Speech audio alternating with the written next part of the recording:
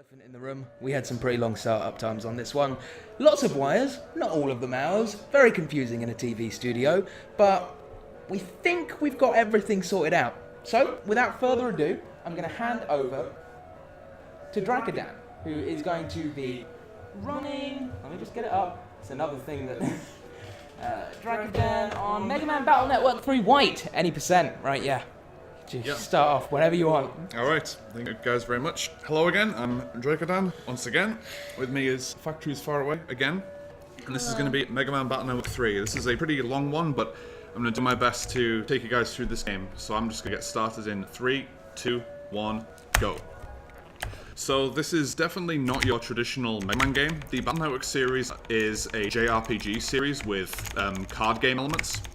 The general setting of the universe is that this takes place in like a futuristic society where the internet is even more a part of people's lives than it is nowadays. That is possible, trust me. You'll see just how possible. The only thing is that the internet is absolutely riddled with viruses. Again, even more than nowadays, if that's possible. Again, that is possible. And everyone has their own personal antivirus programs, which are called Navis. They're essentially sentient partners. And our main character is Lan Hikari, and his NetNavi is Megaman.exe. So this is the tutorial that shows you how the game mechanics work and how to do combat. Down and up is the correct way to take this first fight because it is one frame faster than doing up and then down. The game froze on stream. Ooh. Yeah, I'm gonna keep. So, the game is currently explaining how the game mechanics work through these tutorials. In the first tutorial, it explained how even though I got multiple cards or chips that let me use different attacks, I can only use multiple of the same chip per turn. So the first tutorial was teaching me how to use 2 cannons, and the second tutorial teaches you about you can use different chips together as long as they share the same code, because each chip, you can see, is assigned a letter code from A to Z or asterisk. Asterisk chips go with anything, but otherwise I can only use either the same type of chip or chips that share the same code. And this last tutorial teaches me about how to add chips, so that I get rid of 3 trash recovery chips which I don't need, and then next time I enter the custom screen to select chips, I have a wider selection to choose from. So I was attacking enemies in a certain way to line them up here, and I can just use 2 shotguns to kill them in 2 hits rather than killing them in 3 hits, and that's the tutorial section of the game. So this initial section of the game, the first actual scenario we play, is extremely RNG heavy. This is going to determine partially the sort of pace that I'm going to be able to maintain for the rest of the game. Nothing is completely run-breaking, but there's definitely good RNG and bad RNG I can get with my initial drops here, because you do get a lot of random drops in this game. So I just need to activate a couple of cutscenes here in the park and go home to talk to Mom, and then we're going to jack into the internet. Got an email, but we don't read our emails, so ignore it. So once we get into the internet, it's divided into areas that loosely reflect the real world that we're in. So ACDC Town is where we're in, and this area is divided into 3 sub-areas, ACDC 1, 2, and 3. And I'm going to soon find some green gems around here. Yeah. So this is mystery data, and I'm going to save the game before I pick up this mystery data. Okay, if there's any I can't do anything with. There's a few possible GMD drops that I can get where if I get a specific one, I actually want to soft reset the game and continue to the next area without picking up the GMD, because it guarantees that I'm going to get a specific type of drop in the next area. So I can already see where my 2 GMDs are for ACDC 2. These are guaranteed to be Zenny, which is the in-game currency. And at the start of the game, I ideally would like to have 4,000 Zenny by the time the scenario is over. I already have 1,200 from getting the 400 and then the fixed 800 in the blue mystery data drop. That's a distinction to make. Green mystery datas are generated every time I jack into the internet, and they're randomly generated, whereas blue mystery datas last for 1 use, and they are always a fixed drop. So I'm running away from encounters as much as I can. Currently, I can only run away from encounters in ACDC Area 1 and 2. Okay, this area is not particularly good, but I'm going to have multiple visits to these areas. Now that I'm entering ACDC 3, it's going to take me 2 turns to run away from encounters. That's not a helpful drop for ACDC 3. There's a couple of drops I'd like to see in here, such as Dash Attack Z and Recovery 30, but not either of those yet. Again, I've got multiple chances. So this encounter that I'm getting, looking at the RNG that I got, but I don't think I can take this fight. So what I'm going to do instead is escape in 2 turns. Whether you can escape from encounters in this game is determined per area by your max HP count. So the default HP that I start with is 100, as you can see in the top right, top left even. That lets me run away from encounters in AC/DC 1 or 2, but to run away from encounters in 3, I need to have 140 max HP. So we achieve this by periodically buying HP memories from shops, such as this one here. I think I have 2,000.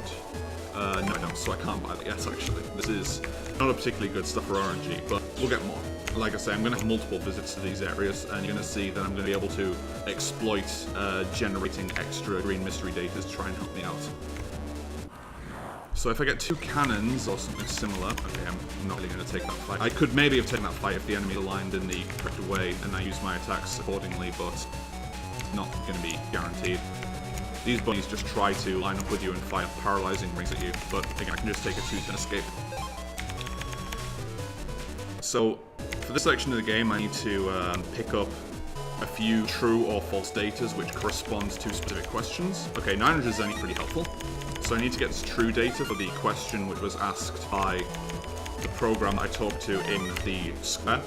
I don't really remember what the question is because we gloss over those story details quite often. 2 beacons? No. Okay, I can't really take this fight either. So this is really not great RNG to start the run off. I've been getting a lot of Zenny, but I'm not swimming in the stuff right now, and like I say, I still have yet to get a couple of helpful chip drops on 3, which I'd really like to get. So basically what I'm going to do is, once I return to the square, the next true-false data that I'm going to need to get is back in AC/DC 2. And since that's basically midway between where I am and where I initially jacked in from land PC, I could have taken that fight actually if I'd boosted an attack, whatever.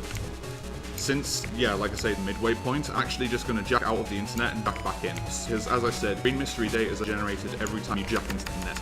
So it's going to completely replenish all of the GMDs that I've seen so far, and it's going to give me more chances to get more Zenny, essentially. So I'm just going to hand this in first, and then I'm going to get the HP memory that was at this shop, because now I don't have enough Zenny to afford it. So this brings me to 120 HP, I just need one more to get to 140 HP. And I'm not going to get the next HP mem that was in that shop because it cost 5,000. There is a shop that's in AC/DC 2 where I'll be able to buy an HP mem for only 1,000 Zenny.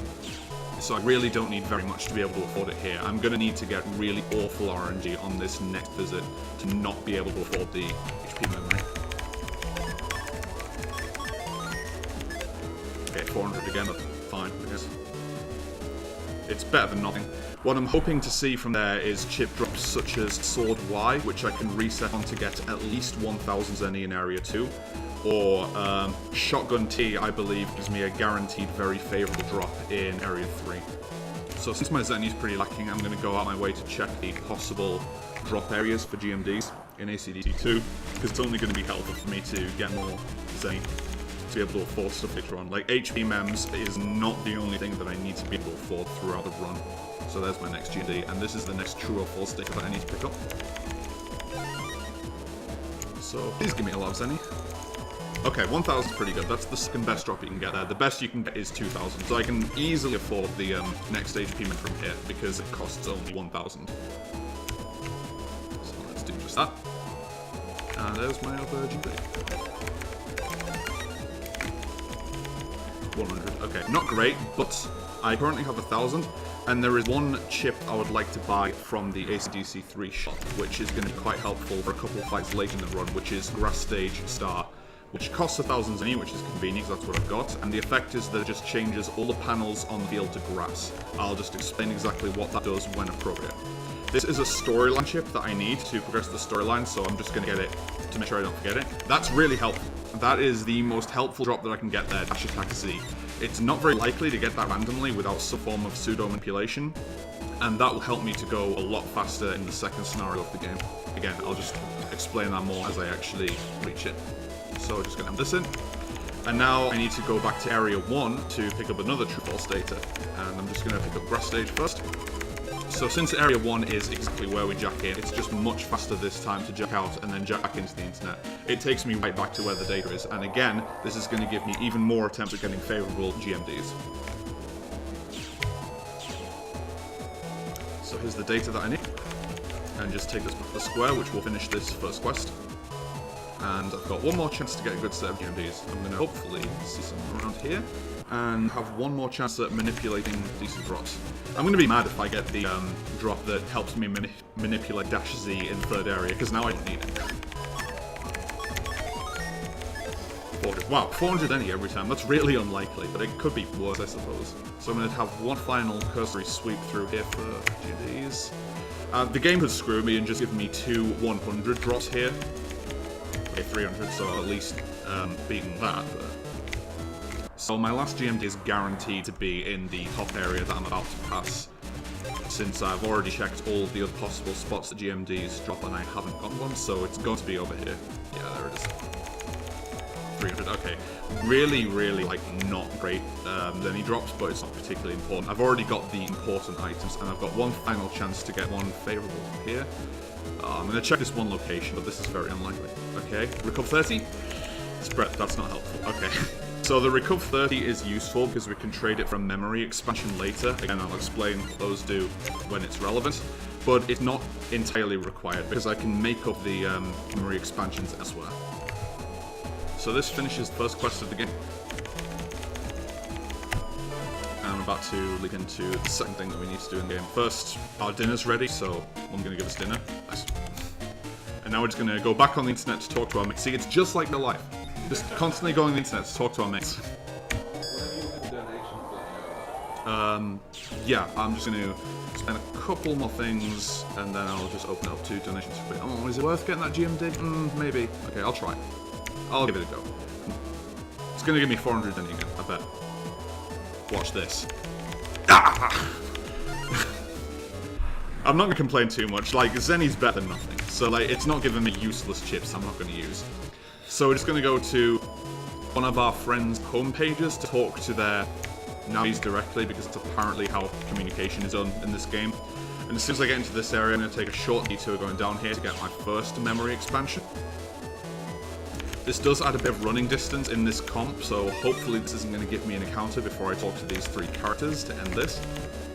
Okay, good. Alright, time for a couple of donations then if you'd like.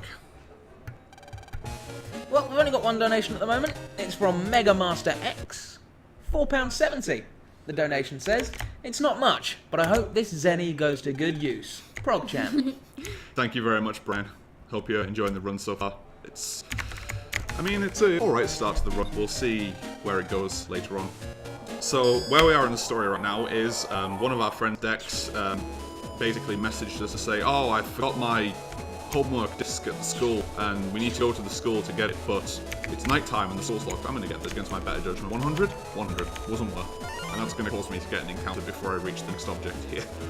So, since the school gates are locked, we're going to go onto the internet, and we are simply going to break the school security system, which sounds safe. This is hacking, but okay, that's apparently legal. So we've just broken the school security system, so now I can go back into the school. Picking up a copy damage star here. Copy damage itself is a useful chip to have, and it's beneficial to fill my folder with as many asterisk chips as I can, because it really increases the fluidity. I did mention before that you compare asterisk chips with anything.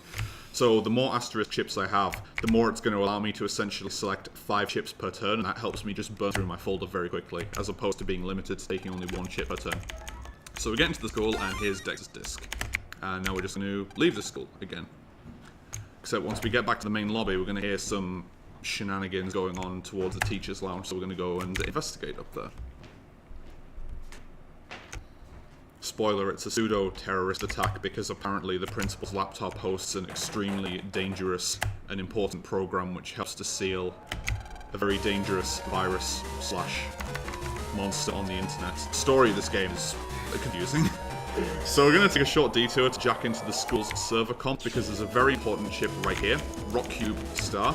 Again, another asterisk chip, which is good for folder flow, but Rock Cube is super useful. It's the most powerful chip that we have for the early game. Look at those 4 counters I drew. Wow, that would have been helpful in some earlier encounters. And we get another HP memory here, boosting us up to 160. The school server comps that we're about to be in, the run rate is still 140, so I still would have been able to escape from encounters without that, but HP management to be able to avoid encounters is a constant issue throughout the whole game, so I do need to pick up every spare HP memory that I can get. So, our 3 friends been brainwashed by the guy who was attacking the principal's computer, and his NetNavi Flashman in particular, who needs some pretty lights that apparently brainwashed our friends. Again, reality is a thing in this game. So they're like, oh, we can't go and attack without something to block the light, so we use this parasol to make sure that we can approach the computer safely without the light hypnotizing us as well. This game is so Wear sunglasses. Yeah, that would probably work as well. Or just don't approach the laptop from the front, that would work as well. But yeah, so we're going to jack in here, and the gimmick of this comp is that because the lights are off in the school and the network loosely reflects the real world, the lights are off in here as well. So this program's going to explain that, like, there's a bunch of key data around here, but it's too dark to search for. So we need to go to Megaman's corresponding real world location and turn on the lights in the real world, because that will make the cyber world brighter. Again, logic in this game apparently operates in weird ways. So if we go to Classroom 5B, turn the lights on, we're going to be able to briefly search around in here. Like, you can see the lights are periodically turning on and it's showing us where some hidden data are. So here's key data A. So since I didn't get Recov 30 in ACDC 3, I need to take a short detour here for Reg Up 1, increasing our memory capacity by 1 megabyte. And there's one more optional Reg Up 2 that I'm going to need to get slightly later in the game to make up my remaining missing memory to be able to use -Z virtually whenever I want. So here's key data B, and there's just one more key data that I need on the other side of the comp to be able to get into the second part of this computer. This is a fixed 600 Zenny drop, and again, every little bit of Zenny generally helps. Up until a certain part of the game where I'm never going to need to worry about Zenny again if I manage to hit a very difficult manipulation, but one thing at a time. We'll get there, we'll get there. And here's the final key data for this comp. So now we can get through the door at the end. And again, I'm just summarily running from all the encounters. Like, there is no point in taking these encounters. I could get like Zenny drops or chips from the end of the fights, but it is not worth the time invested to take all these fights. Alright, now of course I got another encounter before I reach the portal, whatever. So Area 2 is going to have the same problem as Area 1, where the lights are off and we can't search for anything. So I'm going to need to go to, once again, Megaman's corresponding real-world location, and this is the Teacher's Lounge. So Megaman tells us, like, oh, there's a statue here in the cyber world, which lands like, oh, there's a statue like that in the Teacher's Lounge, so we'll go up there, turn the lights on in the lounge, and Megaman will be able to search once again. And there's 3 more key data that I need to get, as well as another couple of beneficial blue mystery datas. So first of all, down here we have another 8p memory and the first key data. The next area that I need to be able to escape from encounters is basically the next set of areas that will be unlocked in the game, and the run rate for those areas is 200. But I'm going to be able to reach the next shop generally before I get another encounter and just buy another HP memory, which will put me up to 200. So that's password 8. This is a good opportunity to talk to about as well. Before I reach the boss, I'm going to use the first instance of RNG manipulation in this game. You're seeing that at the start of each fight, I'm drawing with what's basically a random hand of 5 chips. If I manipulate the order of chips in my folder, they're not going to be random, the chips that I draw. So, I'm going to see how it works just now, after I get the last password. Essentially, I'm going to force the game to give me a air shot that I'm going to reg. That's the memory system that I mentioned. You can assign one chip that you'll always draw at the start of your first turn. And I'm going to draw another air shot, a rock cube, and 2 cannons by putting them in specific slots and saving in a specific spot, right here. So let's do a little bit of swapping around. Dash, put that somewhere. Value, I guess.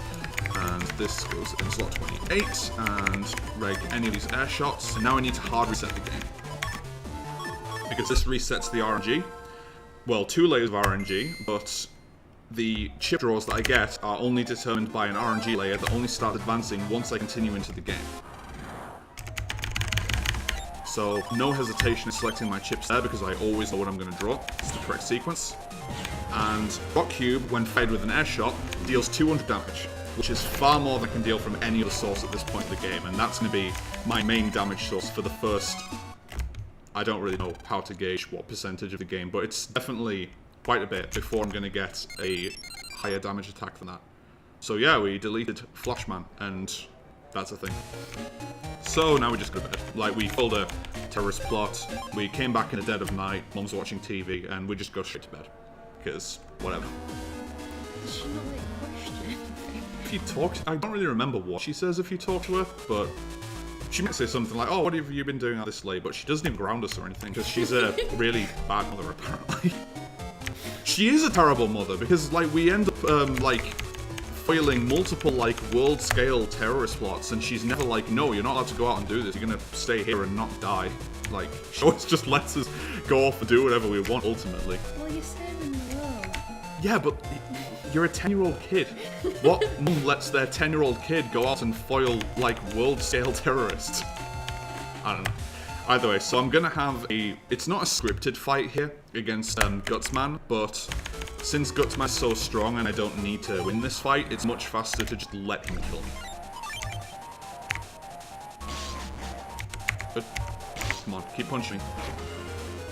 One more. Okay, that's fine. There we go. Yeah, this doesn't end the run, so I need to either win or lose the fight, and it's much faster to just lose the fight. So, the aftermath of deleting Flashman caused Megaman's PET, personal terminal, to acquire some very heavy glitches that is really compromising the performance of Megaman himself, so we're trying to go to where our dad works, the Scilab, to try and get it fixed. And this guy's like, we can't fix it completely, and your dad's a meeting, but you can have just temporary PET. Which doesn't fix the problem, but it'll do the job for now.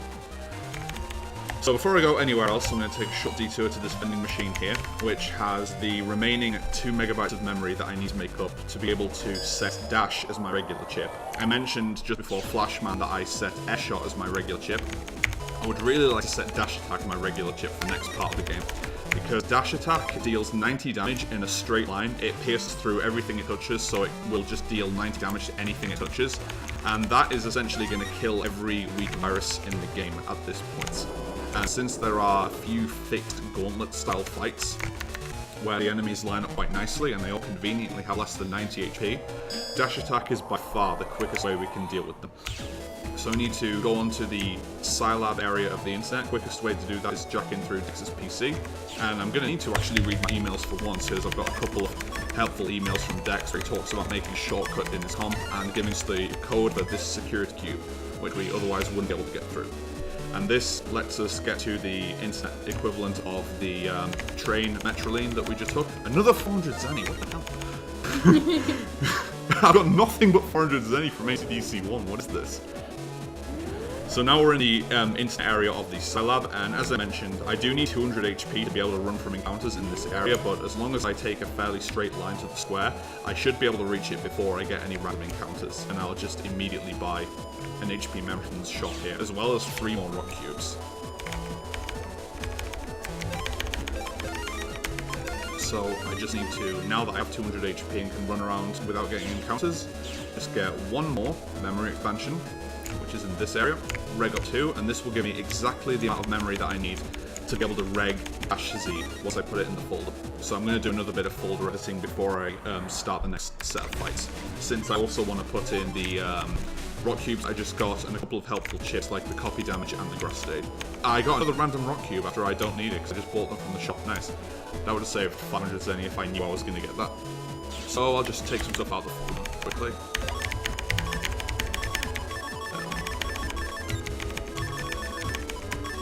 Yay, 30. Whoops, I need to rate that. I need to also put that Dash Z in. Where is it? Did I already put it in? Apparently. Alright, right. There we go. I know what I'm doing, I promise. It's a little difficult to keep track of where everything is in the folder. So, 3-round survival battle for this set of gauntlets, and I'm always going to get Dash Z at the start of the fight. So as long as I line these guys up correctly. I mistimed that, but it's no problem because I'm going to have... What do I do here? Yeah, I'll just use a charge shot and then kill this guy with a minimal. I always forget how the execution is supposed to go for this first fight, but it's nothing major. The second fight has a little bit of randomness involved with the way the bunnies move, but they're always going to try to line up to hit me, and I'm just going to take a damage boost off this cannon so that I hopefully don't get paralyzed by them. And this guy's just running around wasting time. Like I said, there's a little bit of randomness with how these guys move. And... okay, I guess I'll just use another charge shot. I can kill very easily with the sword, but that requires this thing to come up to the front row, which is definitely not guaranteed. The third fight, however, I shouldn't mess up the execution for this, because this is actually very elementary. There we go, nice triple leap. So with a little bit more running around the Scilab area, the story element of what's going on here is, just like in the very start of the game, we're doing some training for basically a TV show, which is trying to find the strongest net battlers around, like people who just do battles on the internet, either busting viruses or fighting each other's navis, and it's basically a bunch of preliminary rounds to determine if we can qualify for this series. So, like I say, I'm going to get random counters in this area, but now that I have 200 HP, I can safely run away from them. And I need to find this quote-unquote evil Navi over here, who totally isn't just an actor, and then we mess it up because we're like, oh, what's going on here? And then he's like, kid, you suck at this. Like, I'm gonna go hide somewhere else, you come find me, and this time play along with the acting, alright? So now we need to go and find him. I did spy that back in the second area there was another GMD, which is fairly close by, and the GMDs in this area do contain some helpful drops. I just don't want to see another rock cube star since I already have as many as I can hold in the folder. So this one I'm going to get on the way back, I reckon. Don't give me an encounter. Encounter right before the guy that I was going to talk to. Nice. Then I'm going to get that GMD because it can host some useful stuff such as more Zenny or a panel grab star, which will be very useful later.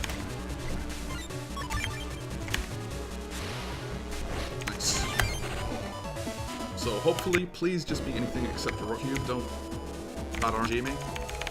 Panel, nice. Okay, that's the best thing that I get from there. It's not like monumentally important, since I'm going to be able to afford more chips in that vein later on.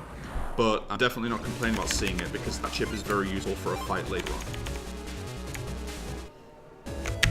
So we just return to the guy that talked to before. And it says that we have to go back to AC/DC and take another 3-round gauntlet. And rather than take the metro, it's faster to just go back to Yai's house where we were before. Yai's house is going to serve as basically a central hub for almost the rest of the game, because we can very quickly reach quite a lot of locations from Yai's place. A little later in the story, she's going to install a shortcut to the Scilab Square that we were just at. And from there, the Scilab Square is very close to a net metro lane, which will take to every other major internet area in the game.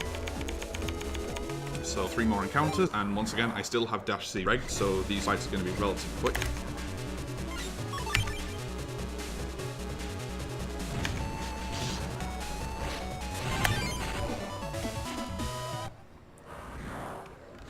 Unless I get copy damage here, yeah, I can't kill all of these guys in one turn, but it's fine.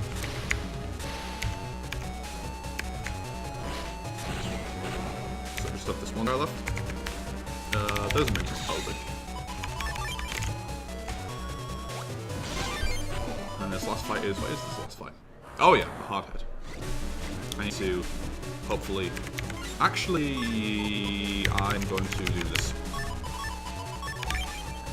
So these enemies are only vulnerable at certain times, but one of the properties of Rock Cube is that it ignores armor. So it will just guess through any armor that the enemy currently has. And then I just wait for those guys to be vulnerable, and Dash Stack finishes them off fairly easily. So it's one of the reasons why Rock Cube is as powerful early game as it is, that it's 200 damage that virtually cannot be ignored by the enemies. Of course I get an encounter on the way back. This encounter step RNG is really bad. So for this part of the game, because Megaman's PET is glitching out, I do need to go back to where I jacked into the internet to be able to get out of the internet. Like, I can't manually jack out, I need to return to where I jacked in from, which is another reason why we do that specific set of fights from Yai's homepage, because it's the closest entry point to where we were. So we're late for school, and we're about to go on a school field trip to the zoo. Even in this futuristic internet world, apparently kids still like going to the zoo. And just need to trigger a couple of events before we can continue. You can't have a zoo on the internet, to be fair. I mean, I don't know, the internet might get that advanced, we don't know yet. So for some reason we need to investigate this gate which we can't go past before the story advances. That's apparently a thing. I mean, to be fair, you need to know to go back there later, so I suppose it makes sense. So our dad sends us an email here, giving us one more important elements of this game, the Navi Customizer, where it essentially gives us extra ways to boost Megaman's abilities. And he's explaining the general rules of the Navi Customizer, saying, oh, the blank pieces, you have to put them on the command line, which you can see on the near the bottom. You can't put same color pieces next to each other, and the pieces with squares in them, they must be off command line. Those are the 3 rules that you need to follow with the Navi Customizer. And he gives us a few trash pieces that I don't really need to experiment with. I'm going to take these pieces out later, but for now you need to install these pieces to pass the tutorial. The Navi Customizer has some much more useful pieces later on, but right now it's honestly an afterthought.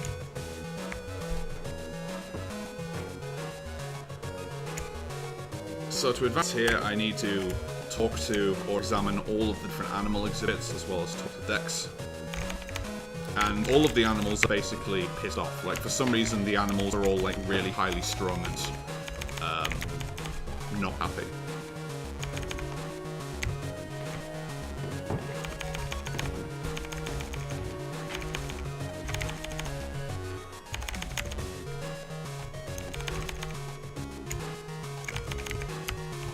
And then we trigger a story event, and all the animals in the zoo go berserk and start breaking out their cages and exhibits. So there's animals everywhere, and we need to avoid them.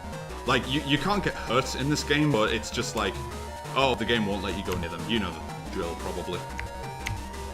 And the story justification for this is, again, it's another, like, sort of a terrorist attack on the zoo, where another terrorist operative has somehow made the animals go berserk, because apparently they are able to be under internet control again. I don't fucking know.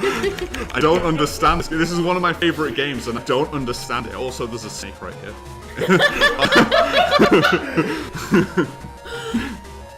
So as I get back to this area, this scientist appears here, and I'm going to buy some untraps from him. Untraps are really useful. They're very cheap. And what they're going to do is, later areas of the game have more green mystery datas that I can pick up Zenny from, like in the AC/DC areas, but they're not guaranteed to be genuine, like they could be trapped with virus fights. And the untrap essentially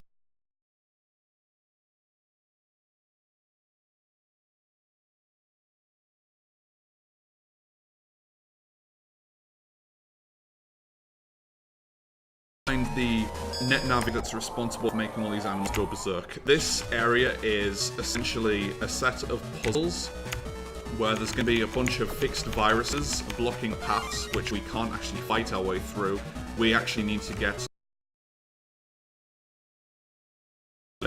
strung throughout this area which interact with the viruses in a specific way. For instance, the first virus that I'm about to meet on this path is a mouse virus.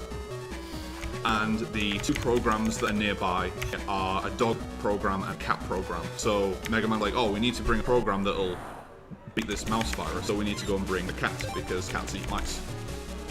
And all of the viruses and programs in this area follow a similar thing.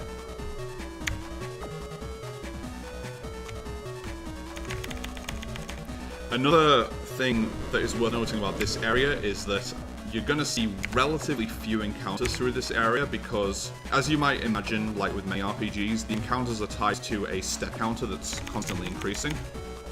But the step counter actually resets every time I talk to one of these programs and force it to come with me. So, like, the step counter is increasing now, and now that I talk to this program, the step counter is reset. So I'm going to get encounters less frequently. Just pick up an HP memory here. So again, this is a frog virus, so we pick up the snake program that eats it. Makes it explode, either or. So then the game starts switching it up with the types of programs that you need to bring to viruses. Like, this is a rabbit virus, but it's a lone rabbit, so we need to bring it another rabbit so that it's not so lonely. And it gets so happy that it explodes. I mean... Not like that.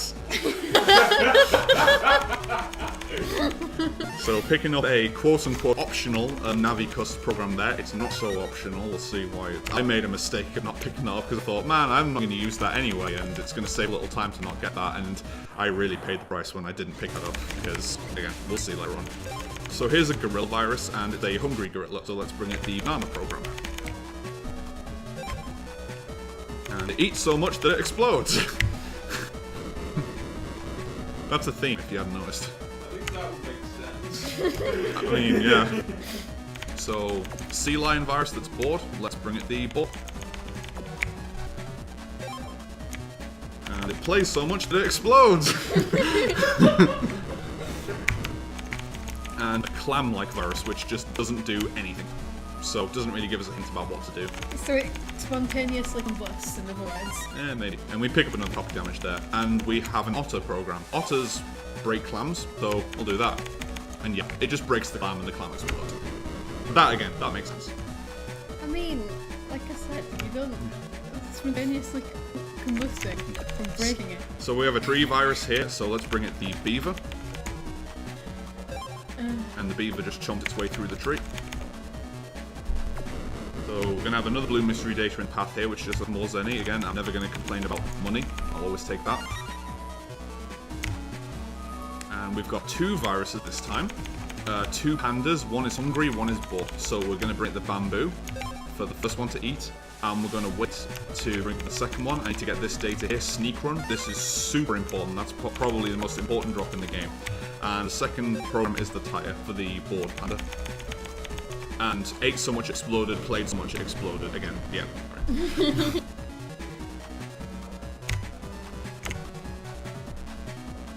I'm interested to see how this area is actually going to look on the stream as well, because the background for this area is a real bitrate killer. Alright, so a mongoose virus who's looking for a rival to fight, so let's bring it the cobra. And then this is a really obtuse one, which a lot of people didn't get as kids, but this is the jar virus that looks unsatisfied, so we're going to bring it the octopus. Because the octopus climbs inside the jar and then expands and makes it explode. Really? Yeah. So now in this last area we're going to have multiple puzzles potentially solved at the same time. A monkey virus eating a peanut and a parrot virus that repeats everything we say. So for the parrot virus we bring it the tongue twister. And the parrot can't repeat the tongue twister and it explodes. And we need to bring the 2 types of peanut that the monkey isn't currently eating, the chestnut and the walnuts. Peanuts? Yeah, but it's 2 different other types of nuts. He's already eating a peanut, so why would you want the other peanut program? Yeah. And then we've got the final set coming up here, which is a bunch of animals, and we need to complete their sets. So, cat, lion, something. Blah, blah, blah. I know which programs I need to get. I'm not entirely sure exactly what the sets are, but I know which ones I need to grab. So we pick up tiger, the dog, and the sheep, I believe it is. And after we do this, we're going to use another RNG manipulation to get a favourable draw against the next boss, which is Beastman. So just complete that set, get into the bottom corner here, and I'm going to do another short folder edit. Let's call him Certainly. Frank Z-Man, indeed. Dash attack is right there. So I'm just going to need a airship in 28. That should be correct. I want to say. Please don't be wrong. Please don't interrupt me in the slots that I'm going to pick up. This ready for next, yeah, after this boss. Good, didn't get an encounter on the way, and I should draw everything that I need. That is a cannon. So, oh yeah, I just need to play around my full setup again. I've got a cannon where something else should be. But you have nuts. I do, but, oh, the cannon is in slot 14, I think. Is that slot 14? Yeah, it is, okay. So, yeah, I just need to slot out the airshot, fine. I know what the slots are for Flashman and Beastman off by heart, because they're actually the same. It's slots 2, 3, 14, and 28 you'll draw, as well as a regular chip. This is well worth doing for Beastman, because Beastman is really fast and really erratic. He's very difficult to keep up with. So I'm going to start this fight off with a charge shot, because I currently am going to deal with all my chips 490 damage, and Beastman has 500 HP. So dash attack will deal 90 when I hit with it. Oh, that's a bad spot. Come on, Beastman, play nice hit. The only real rule that Beastman follows is that he always returns to the spot to the attack from, so I'm keeping close attention to where he is at any time. Please don't miss. And just one more will kill him. That's a nice spot. And go. So now's a good time for that donation if you'd like. Cool. We've got one donation come through from Luke. £10. It says, "Good luck, everybody. Let's kick the technical problems' asses." I agree. So this is the first point of the game where I really need to rely on my notes quite heavily. Could you just like periodically tap the screen so that it doesn't Okay. go dark? So this section of the game is going to open up Higsby's shop. And the shop has a lot of very useful chips, which are basically going to be my main source of attack for the rest of the game. I'm first going to need to jack into this board so that I can get another HP memory. And then I'm going to need to enter a bunch of number-based passcodes. If you can hear my keyboard and if you like the noise, you're about to hear a lot of it. Alright,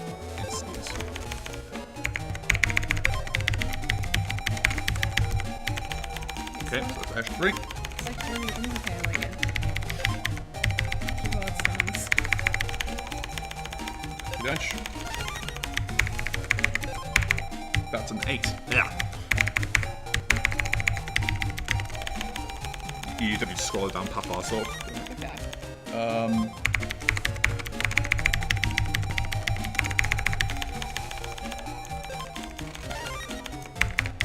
6, 7, 9, 1. This is why I need notes, because I don't really want to memorize all these. This is why you need someone on the couch sitting there holding fun. Wrong number.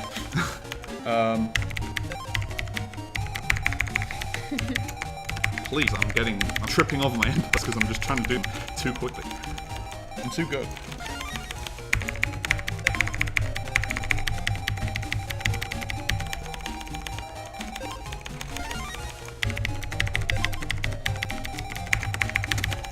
Alright, I just need one more.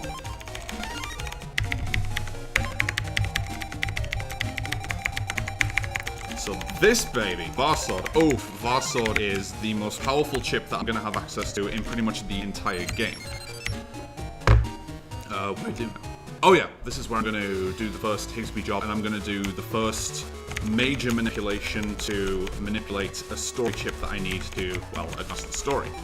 Later on in the game, Higsby is going to need a Wind Star chip for something. And there's only really one area in the game I can easily get one right now, but whether I get one is dependent both on the encounter that I get and the drop that I get from that encounter. So I'm going to use quite a detailed manipulation to both force a specific encounter and then get the right drop from that encounter. So first of all, I'm going to take out a bunch of trash and hold it and put in all the amazing chips that I just got. I need... oh, I've already got them there. Alright. So I also just need the right stuff to be in the right slot. So I need Hero Sword in slot 3 and Varsword in slot 29.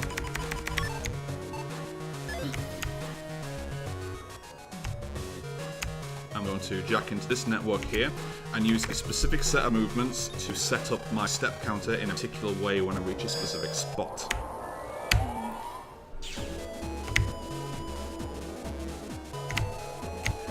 Now I need to compress the sneak run that we have. Whoops. Bad, whatever. And I'm putting Sneak Run in the wrong place, so that instead of lowering the encounter rate, it's going to increase the encounter rate. Now I'm going to do a hard reset after saving, and I need to hit an audio cue on the title screen. This is a 7-frame window, and I do need to hit an audio cue here, so I'm going to listen carefully. It's the wrong frame.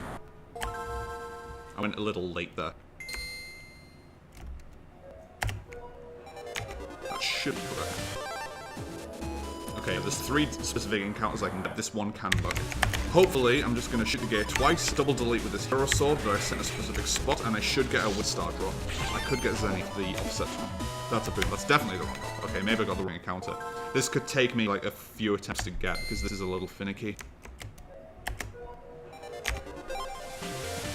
That is not the wrong encounter. I did not do that at the wrong time.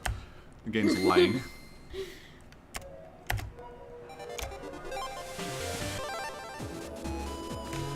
This feels like the same encounter, which I apparently got wrong before, but I just need to try the same method. Come on. Dude, no. Alright, if that's the early encounter, then I suppose I might need to do 7 shots on the gate to advance more rather than 2.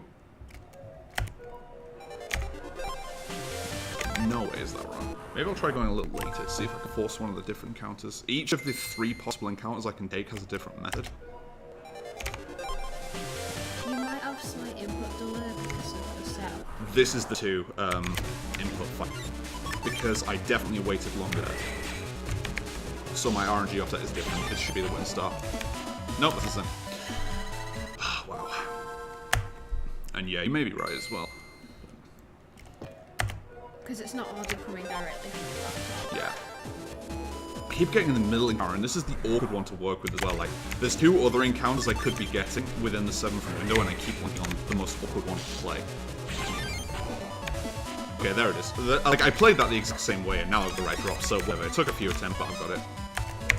Why am I saving? I'm just trying to jack out the comp. Let me go. Let me leave. Once you get on the internet, you can never leave. Exactly. You should know that. And do I? Oh yeah. I completely forgot what part of the story I was in there. But I'm really tired. Which that's what I'm going to chalk up to missing that encounter manipulation so many times. I really can't do anything right now. Wow. So Higby now needs us to go and basically clear up a debt for him. We're now a debt collector. Again, a 10-year-old child, and I'm collecting a debt. So I'm going to go to the first AC/DC area, and the charge +1 that I picked up in the zoo computers, I mentioned that was very important.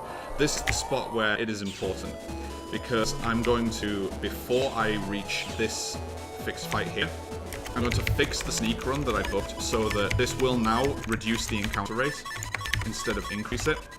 And I'm putting charge plus in wrong place now. I'm giving myself 2 bugs with this charge plus. I'm both putting it on the command line when I shouldn't be, and I'm putting it next to a program of the same color. The effect of that is that it's going to replace my Mega Buster, just the cannon that I can use, with a shield, which doesn't sound too useful. That's Varsol, by the way, killed everything in one. I'm going to explain a little more what's going on with that when it's more relevant. But the Guard Buster is very useful for this section of the game, because the next set of gauntlet fights that we're going to need to do, the game is basically going to force us to use a really terrible folder which doesn't do very much damage at all. And we can honestly do more damage just with the Guard Buster by reflecting enemy shots at them. So now I just need to make a delivery with this chip to a Navi that's in the Scilab area, and Yai's homepage is going to have a portal to the Scilab area once I check a specific email. Like, I'm going to go to this area, it's going to look empty. Like, oh, there's nothing here, but once I check the email with Yai shortcut, suddenly it's there, because, yeah, reasons. And the Navi I need to make a delivery to it right here. Ooh, a GMD. Please be any. It'll do. It's not as any, but it's better than nothing. Yeah. Please. So back to Higsby to hand in that last job. And then once we do this, the game is going to give us our next quest. Please. So we need to find a Navi that corresponds to the hint, enemy of viruses, cyber square, yellow. It's a pretty cryptic hint, but the enemy of viruses is the Scilab area, and the square is just the square, which is named area, and we need to talk to a yellow Navi in there. And she conveniently really needs a longsword E-chip, which is from the fixed blue mystery data that we picked up at the start of the game. This is where it's required to advance the storyline. And we trade it for a pass that lets us travel to the next main area of the game, which is where we need to go to trigger the next set of fights to advance in the next preliminary rounds for this TV show. If I get unlucky, I'm going to get an encounter here before I reach the train. Okay.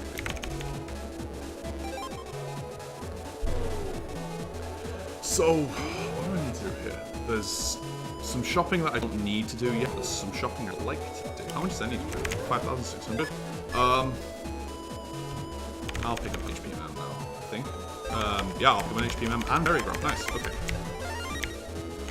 So area grab is the same as the panel grab that I picked up before, except panel grab only lets me steal one square of the enemy area, whereas the area grab lets me steal the entire next row, which is really useful. And it's, again, another asterisk chip, which gives me a very good sense of fluidity. I can just take it with anything else once I put it in a folder. So here is the fixed set of gauntlet fights that I was mentioning. These kind of suck. I'm not gonna lie. These viruses are very difficult to determine when they're going to attack. This is a bad set of chips that I'm throwing as well, like a really bad set. Why did I do that? I'm just trying to spam the God Buster here to hopefully not miss time. This is terrible, dude. Yeah, I'll do that. That's actually a correct way to play this. That was a pretty bad fight. I got a lot of bad draws there. This is what I mean about having Guard Buster is really useful because the folder that you're forced to use at this point in the game has really terrible chips in it. It's part of the artificial challenge of this section of the game. It has a few useful chips, but a lot of really bad ones, so you're just statistically more likely to draw bad hands than you are good ones. Such as this, for instance. I'm actually going to try and pause both of this. They are not really lining up. No, whatever. Oh, okay, I got a double delete without meaning to, that's fine. Okay, that ended up being fine, actually. So there's 5 humans dressed up as Navis hidden in the real world, and they're throughout the real world, both ACDC Town, the zoo area that we had before, and the Scilab area. So I've already taken care of the ones in ACDC Town, now I'm going to go to the zoo and take care of the guys there. And I'm actually going to take a safety save before the next fight because for some reason they decided to put a really disproportionately strong, strong virus in this fight, which can actually delete me in a few hits. And I will game over if I die in this fight, so it's well worth saving. So Spiky, Spiky 2, and Spiky 3. The Spiky 3 is like really damn strong and is just very dangerous.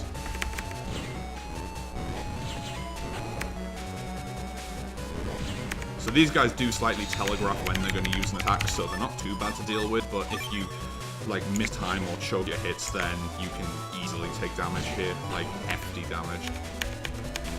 Okay, I'm just going to wait for them to attack again. See there, I missed time that hit because I didn't anticipate he was going to use an attack there. And it did quite a hefty bit of damage. How much? Yeah, that did 90 damage, so 2 more hits would have deleted me there.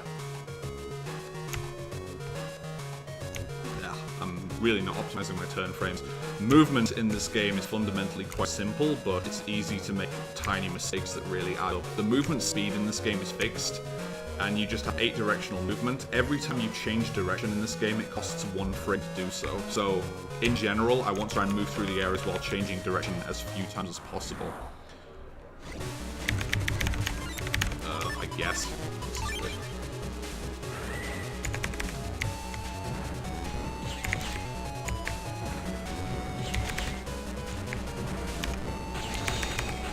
Okay, that wasn't a bad fight. So those are the 2 Navis from the Yoga area. I'm hungry. And there's 1 Navi that we, quote-unquote Navi, that we need to fight in the Scilab area. And then Scilab is the most convenient place to end up to travel to the next area of the game. So, just works out that way.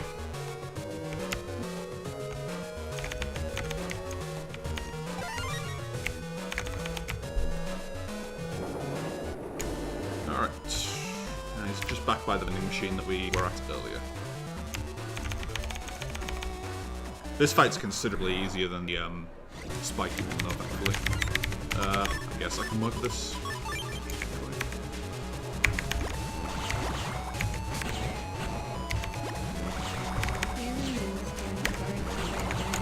Shrimpy, yeah.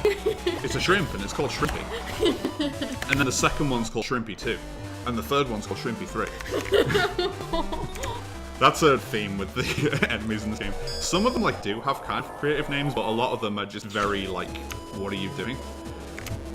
Nah, no GMD here, it's fine. I'm not gonna go out of my way to check that one actually, I kind of don't need it right now. Like, I already got a panel grab, and I'm fine for Zenny because I already picked up area grab, so yeah, I'm good for now, I think. Like, I've been getting very small Zenny drops throughout the game, but they have been consistent Zenny drops, so should actually be fine for now. So just go back to where I got the quest from, and I've just got 1 more gauntlet fight to do. This one won't game over me, but I can still die quite easily, so I just hope I don't die. 3 more fights to do. Ratties suck, for lack of a better word. Oh, hello. This could work out fun. Or they can just be jerks. Alright, fine. I just powered up a spreader with an attack plus 10, which deals 40 damage. Those guys are really erratic though, and once they reach half HP or lower, they become even more erratic, which is like erratic. I'm a bad person. Please. Please! Yeah, that's fine. That's 60 more damage, that's fine. The vacuum fan, which is pulling me towards the front of the arena, I can't reflect attacks off, so I actually do need to manually attack that thing. 220 HP for this fight is more than enough, this will be fine. And 2 ratties, that's not a bad first roll. Please? Sir? Okay. Oh, hello. Oh. Okay, this is not too bad so far. What is going on here? Alright, just stand side by side so I get a quick double delete. I'm fine with that. So now that we've done that, I can equip my folder once again, which is good because it's much better than the one I was being forced to use. And now we can just go straight home. This is the part of the game as well where I would have needed the Wind Star chip that I manipulated in order to advance the game. Once I reach the next scenario.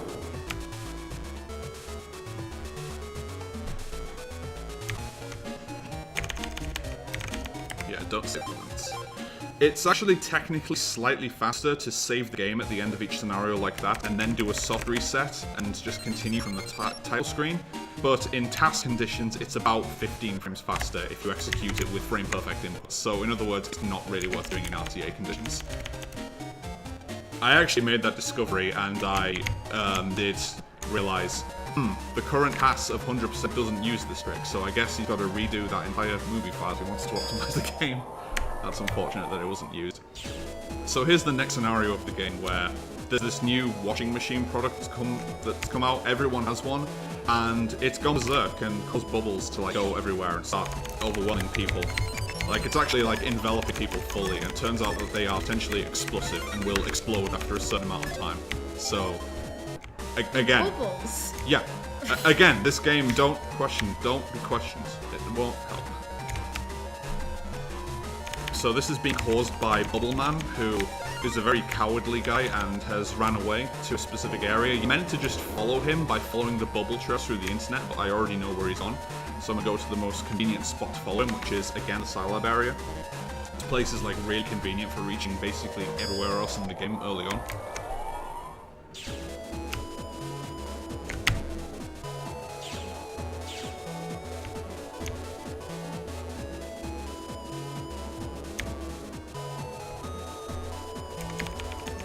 Yoka area, and once we go into this area you're going to notice that there are bubbles on the floor, which is going to show us we're in the right spot, and then we are just going to actively start following where the bubbles are.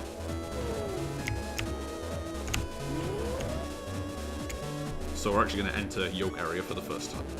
I'm just going to follow where bubbles are taking us. It's potentially going to be the first opportunity that I'll have to use an untrap to try and get more GMD Zenny, but it's definitely not guaranteed because of the spots that they show up on, and on this first visit there is only one possible spot that I'm going to be able to use it. It's at this point as well actually that I'm going to change my regular chip to grass stage. For the next few fights I am definitely going to need it. And we're also coming up on the point of game where I'm going to activate a mechanic called Style Change. I haven't talked about styles at all yet in the game.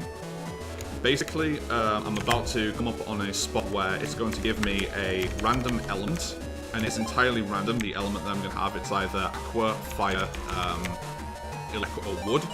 And I'm also going to get a style which augments Megaman's abilities depending on the style of play that I've been using so far throughout the game. And I'm going to get Custom Style, which is the most potent style in the game for speedrunning. It increases the number of chips you can draw in the custom window. That is really useful. So it's going to increase the number of chips that I draw in one turn, which is super useful because it will just help me mitigate a lot of RNG-based stuff. And the way that we build points to get towards using Custom Style is by selecting a lot of chips per turn. And if you remember that I've been manipulating a lot of the boss fights where I've been taking 5 chips per turn, that really helps to get custom points. I've been doing lots of other fights in the game where I haven't been doing that, but only specific fights actually contribute towards getting style points, and those are the fights where you get a reward at the end of the fight. And most of the fights that I've been doing so far in the game have been gauntlet style fights where I don't get a reward at the end. Those don't contribute style points, so there are only actually a very bare handful of fights I've done so far which give me points towards collecting any styles. So I'm pretty much guaranteed at this point to get custom style once I reach that story spot. So Higsby says, oh, I'm not good enough to make a compression program so that Megaman can go small and go along those really narrow walkways. I'm too much of a programming scrub.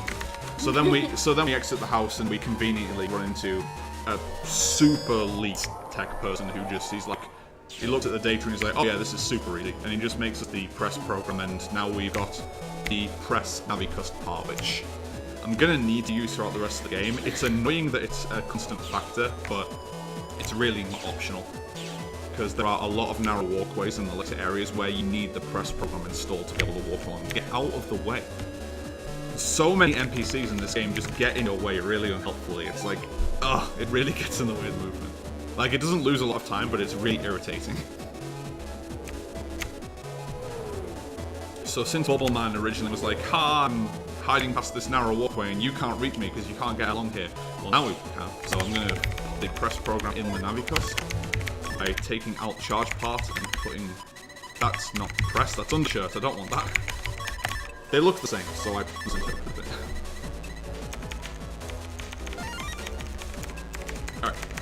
So now I'm able to run along the narrow walkways, and I'm going to use that immediately to pick up another optional, or not so optional, HP memory, which is along this path. After I get another encounter.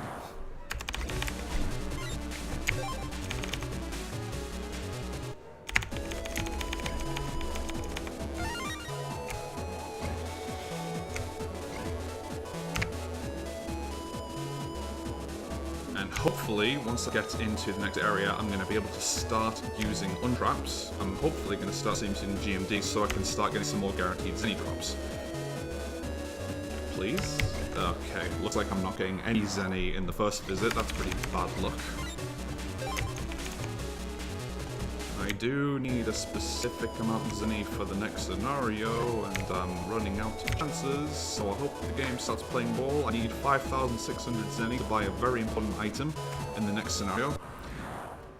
I will get a bunch of Zenny when I leave Bobbleman, but it's not going to be enough on its own to let me buy the next part that I need. So Bobbleman is not yet done running away. Like, he's right here, but as soon as we get to him, he's going to generate a bubble door, which doesn't allow us to reach him. And then he's going to send out his cronies across the internet to hide the needle that can pop the bubble door. So I already know where they're going. I'm just going to jack out and jack right back in. And since Yai's comp links directly to ACDC 2, that's the first spot where these guys are hiding. And this is the fight where I'm going to get my style change. So I'm gonna get a custom style virtually guaranteed, but the element is completely random. The element is determined, 100 of course. The element's determined when I hit new game. So I have absolutely no control once I've started run over which element I'm going to get. And these fights are the reason that I regged the grass stage chip. Because these penguin viruses, they are completely invulnerable when they're on ice panels. And although there wasn't many ice panels like around just there are two more fights in this vein where they have far more ice panels around. I've got a very bad hand right now, so I'm just waiting. This is still a really bad hand.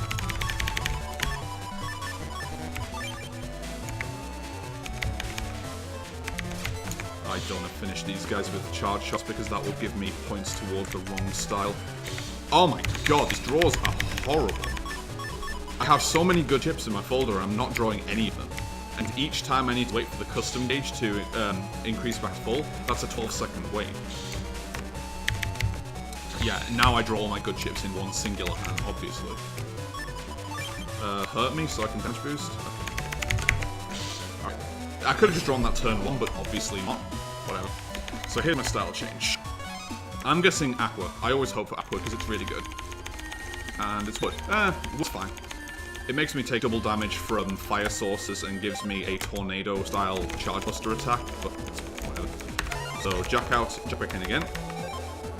Yeah, the element is very negligible throughout the run with the more current strat. And now Bullman's cronies are hiding in the South area. So, again, since the eyes links very easily to the Salab area, we just exploit that. I'm going to pick up another pretty useful ship at the spot where these guys are directly hiding. Don't run into the guy. Okay, good, I still passed him. Not important, but again, it just gets my nerves when that doesn't happen. I'm pretty unlucky to have gotten an encounter on the way to this area, but not too much I can do about it. So get a blue mystery data here for Invis, which it just makes me invisible and impervious to damage. I don't need it quite now, but I'll definitely be putting it in my folder for later. So you can see that the number of ice panels here is like increasing, so... oh, whatever. This is another really bad hand. So now that I have Wood Element, it changes my charge attack. Previously I just used a powerful shot, and it changes it to this tornado that only hits 2 squares ahead and deals multiple hits of damage. This is horrible.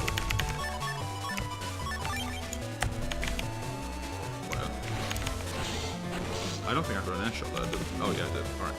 Oh, and also I have the passive effect of, since I'm Wood Element, I recover HP on wood panels, which is, like, it's not super important, but it's useful. Unfortunately, fire attacks deal double damage on wood panels, so since I'm Wood Element, if I'm standing on a wood panel and get hit by a fire attack, it's 4 times normal damage, which powerful hits will basically delete me in 1 hit, but I'm never really going to let that happen. Mostly because after the next gauntlet fight, after the next fight against these guys, I'm just not going to use Grass Stage anymore. Like, I'm seriously using Grass Stage for these 3 fights, because the last fight that I'm going to go to has a lot of ice panels around.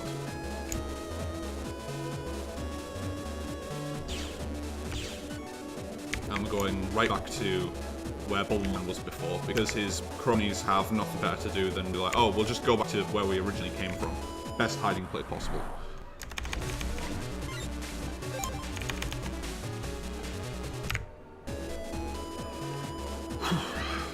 Alright. So, I'd really like to see some GLEs here, so I can get at least a bit of Zenny, so no spot here. 3 more possible spots I can get here. Okay, there's at least 1 there. There's 2. Okay, I've got 2.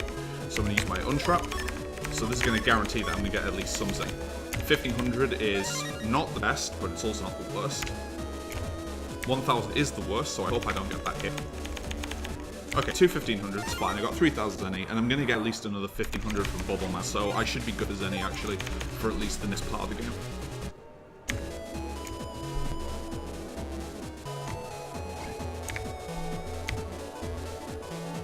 The purple mystery data that you can see there, there's only a handful of those throughout the game, and they are locked. You need a subchip called Unlocker to be able to unlock and use them. I already have 1 of them, which I picked up from the TV in the hotel, but I'm only going to use 2 unlockers throughout the game, and I need to use them on specific PMDs to get specific drops.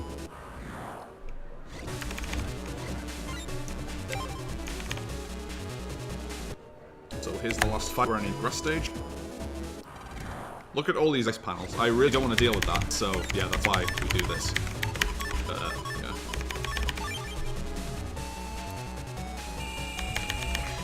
Copy damage replicates the damage done on a different enemy, so that causes a nice dull delete there. Move forward. That'll do. Please, let me go. Something that's going to wind me up. I got an Aqua Chip, which is fairly convenient for later. So, I mentioned before that Varsword is the most powerful thing I'll be able to use in the game. This boss fight is going to show why. I'm going to use another short manipulation.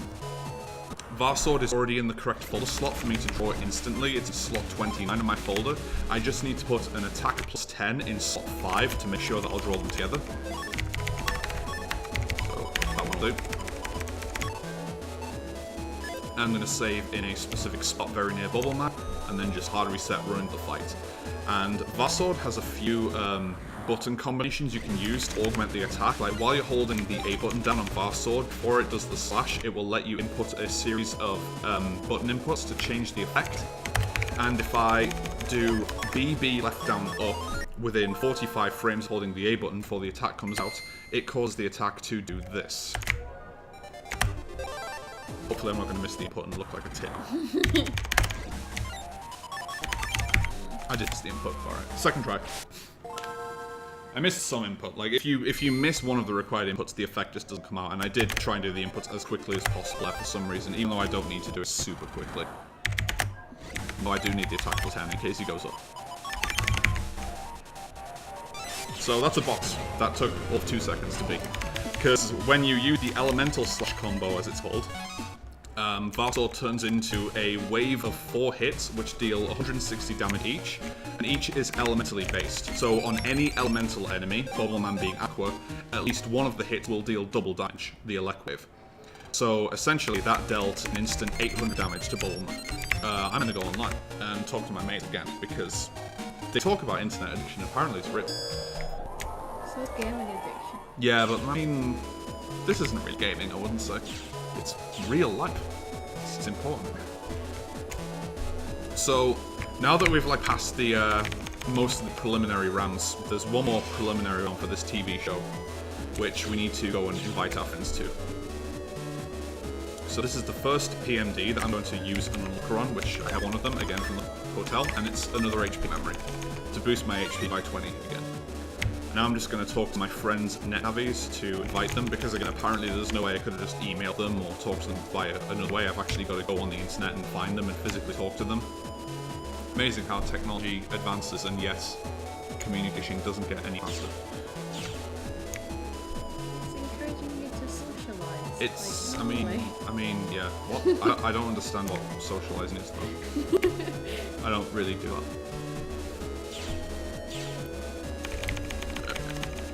Basically, it's pointless as well, because all our friends end up just turning it down. So it's like, no, you go on your own. It's like, well, alright then. Better friends. I mean, yeah, they're bad friends because they won't drop their plans to hang out with us when we ask with no notice. That makes them bad friends. I'm gonna check it's in here. 5 minutes, yeah, whatever. I really don't need more Zenny, but I just forced to have it check the MDs.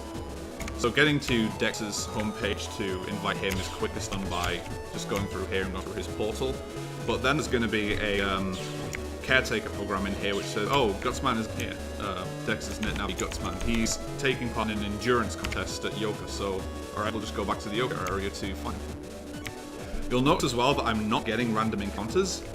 That's because I mentioned that while each area has a run rate, specific amount of HP that I need to run from encounters, now that I've installed Sneak Run in the Navi Customizer, there is also for each specific area a sneak rate, where if I'm above a certain amount of HP, I just will not get random encounters at all. This is another reason why it's important for me to boost my HP as I'm progressing through the game, so that there are increasingly more and more areas where I won't get random encounters. 300 I want to say is probably not enough to sneak from areas from encounters here in Yoka, but it was enough to sneak from the areas that I was in before. You could see I just wasn't getting random encounters. Gonna see if I'm sneaking. Yeah, okay, I'm not sneaking. Yeah, that's fine. I'm only gonna get like one encounter here and then one encounter going back the way I came. So talk to Gutsman here and he's like, nah, I'm busy, go away. And I'm gonna check the email that we just got, which gives us a pass to be able to travel to the next area. So just need to go back to the square that we were at before and travel to the new beach area. Beach is the last like main hub area of the game, but there's one area that most of the members of this society do not like to talk about called the Undernet. You can compare it to either, I suppose, something like the deep web or dark web here, or 4chan, I suppose. But the Undernet's going to feature only really in the second half of the game. Do you mind if I ask if we can have some water? My lips are very dry. What?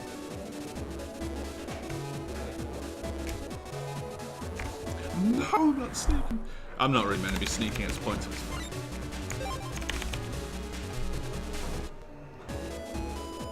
Ah! Corners are difficult in this game.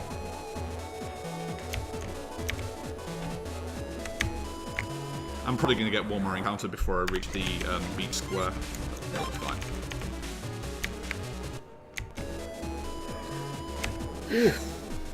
I'm a tired little officer. Yeah, that's one more encounter. I shouldn't get another before I reach the square, though.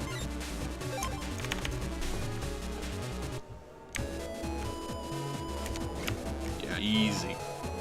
Easily no more encounters.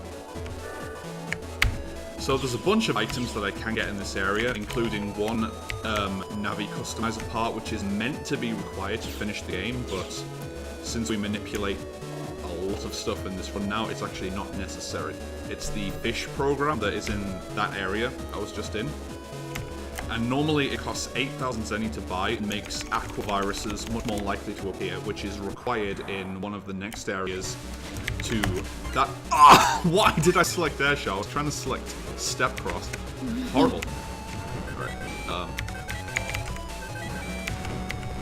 What do I do here? This Trumpy guy is horrible because you can see that he creates an invulnerability effect for all viruses on the field.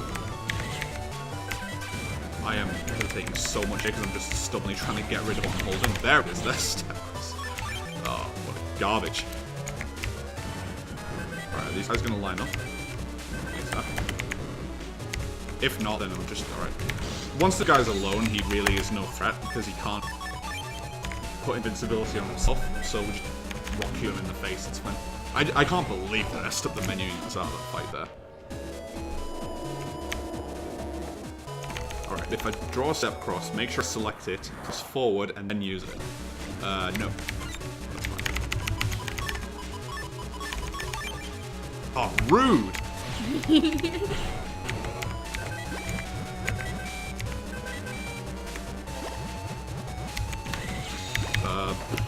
What a terrible set of draws. I'm getting really bad RNG.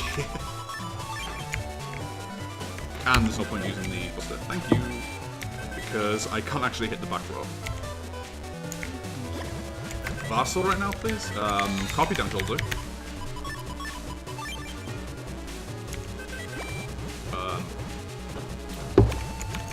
Okay, that's fine. I hesitated a little there, but that fight's a little awkward to know what doing, and I am running on very, very little sleep.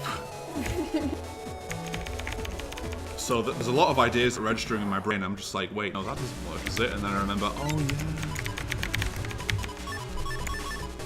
Like, I don't know if it's correct to use Rock Cube on this guy, but he deals a lot of damage, so.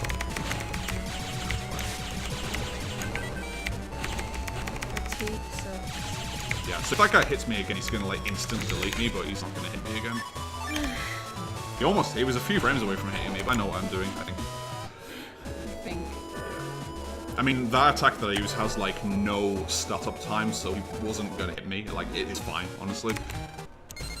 So, yeah, just verifying I have enough Zenny. I need 5,600 Zenny for the next part of the game.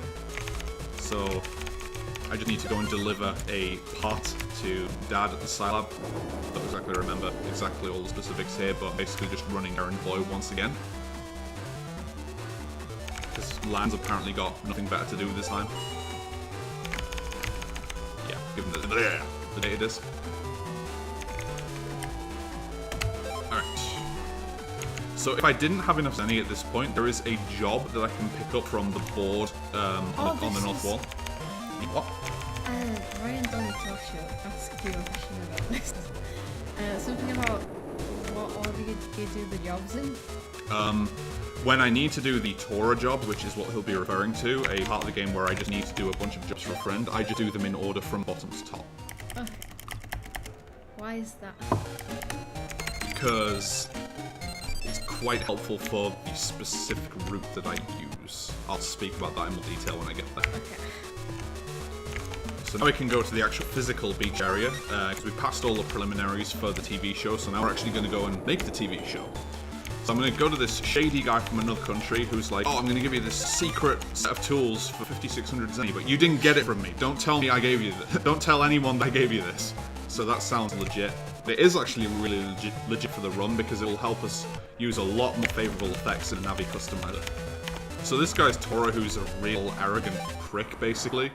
And we're just going to let him destroy us in a battle. Because again, it's faster to lose to this guy rather than win.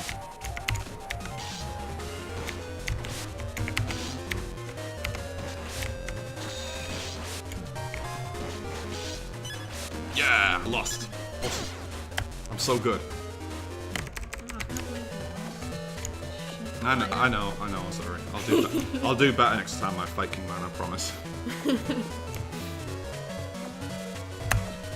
So skip some cutscenes, and Dad sends us a very helpful email where he expands the amount of space that we have to work with in the Navi Customizer, which is a lot more useful than it sounds.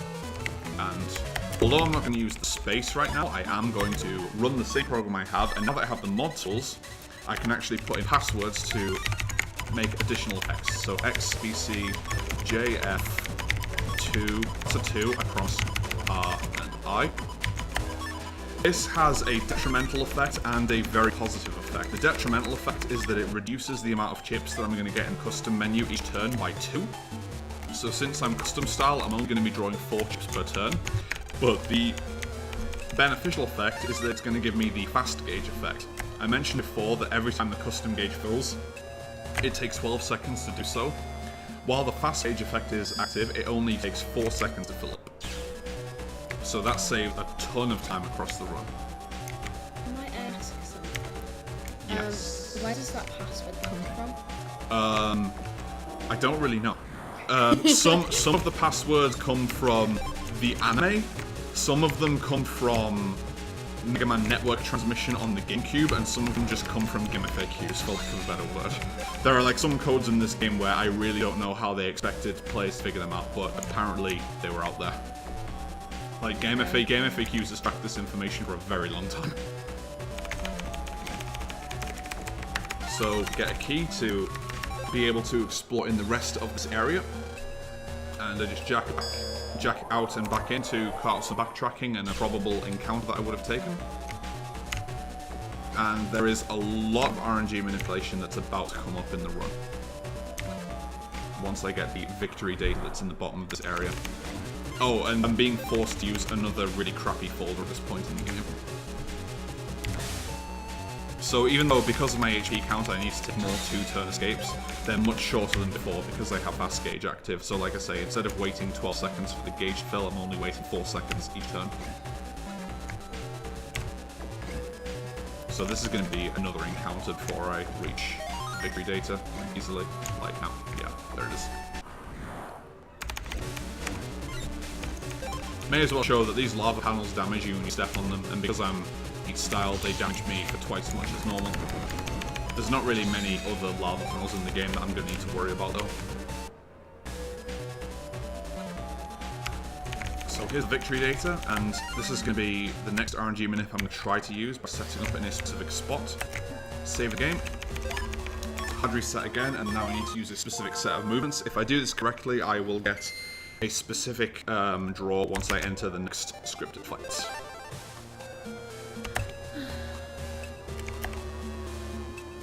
Please give me the right draw, not the wrong one. Yeah, that works. Alright, so Burner only hits the adjacent panels, but it does 130 damage, and it is fire element on grass panels, so it does a hell of a lot of damage. Oh! How did I waste that? Right, whatever. That's bad. Nah, not really able to dodge that. No. Whatever. I'm not gonna die in this fight, but it's just a little irritating. Oh, dude! Metalman, go away. Help? Oh my god. Okay, there's his burner anyway. So if he comes to one of the panels that haven't already been burned away, I can hit him for another horrible set of panels that have been blown up. Of course he interrupted that, what a joke. Yeah, this fight's just really annoying because although I can like pseudo manipulate which draws I'm going to get, like what I'm going to draw, I can't really manipulate where Megaman is going to stand. God, this is a terrible fight. I just need to hit him one more time. This has been a really, really bad fight though, like I can't really state that enough. So at this point, we have 3 minutes to go around this area and basically find whichever optional folder we'd like to use for the next part of the game. I know which folder I'd like to use from the correct NPC. I need to go out here, go all the way to the top of this area, and do a 5-question quiz.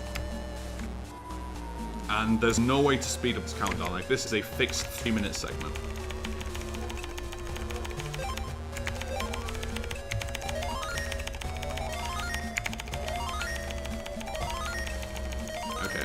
And now I'm going to do another major manipulation. I mentioned earlier that fish, which I didn't get from the beach square, massively increases the chances of getting an aqua encounter. I'm gonna get an encounter here, which is not meant to be possible under normal play circumstances without the use of fish, by using RNG manipulation. I'm just pausing here to be able to buffer my direction changes. Okay, now that I'm in this spot, I'm gonna save. And I need to chain 2 encounters together using audio cue on the title screen. This is a 5-frame window, and I need to hit it twice in a row. That should be correct. If I get an encounter just before I hit the western wall, hit it correctly? No. Okay. So I got it wrong.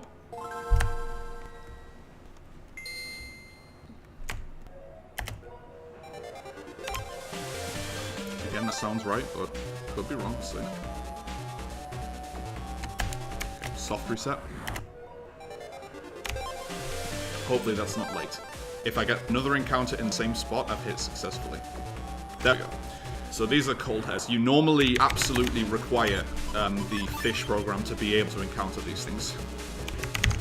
Like, you can run around for hours in this area without fish, and if you don't do the specific method I just used, you will never get this encounter. It is not meant to be possible. Like, even the tools speedrun, it uses, like, TAS-only method to skip a bunch of encounter checks, and it just takes a very long time to get that encounter without fish. And since I can't speed up the countdown, I literally have 1 minute 45 remaining where there's nothing to do. So if you've got any donations, now is the perfect time to do it. Terrible.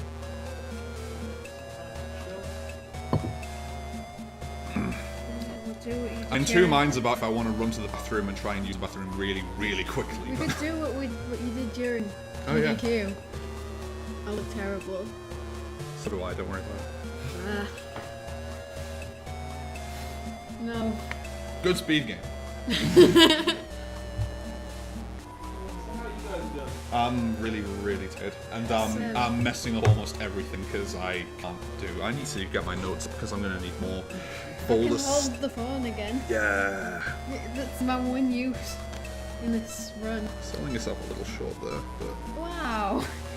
I'm giving you a compliment. I know you are, but I didn't expect it.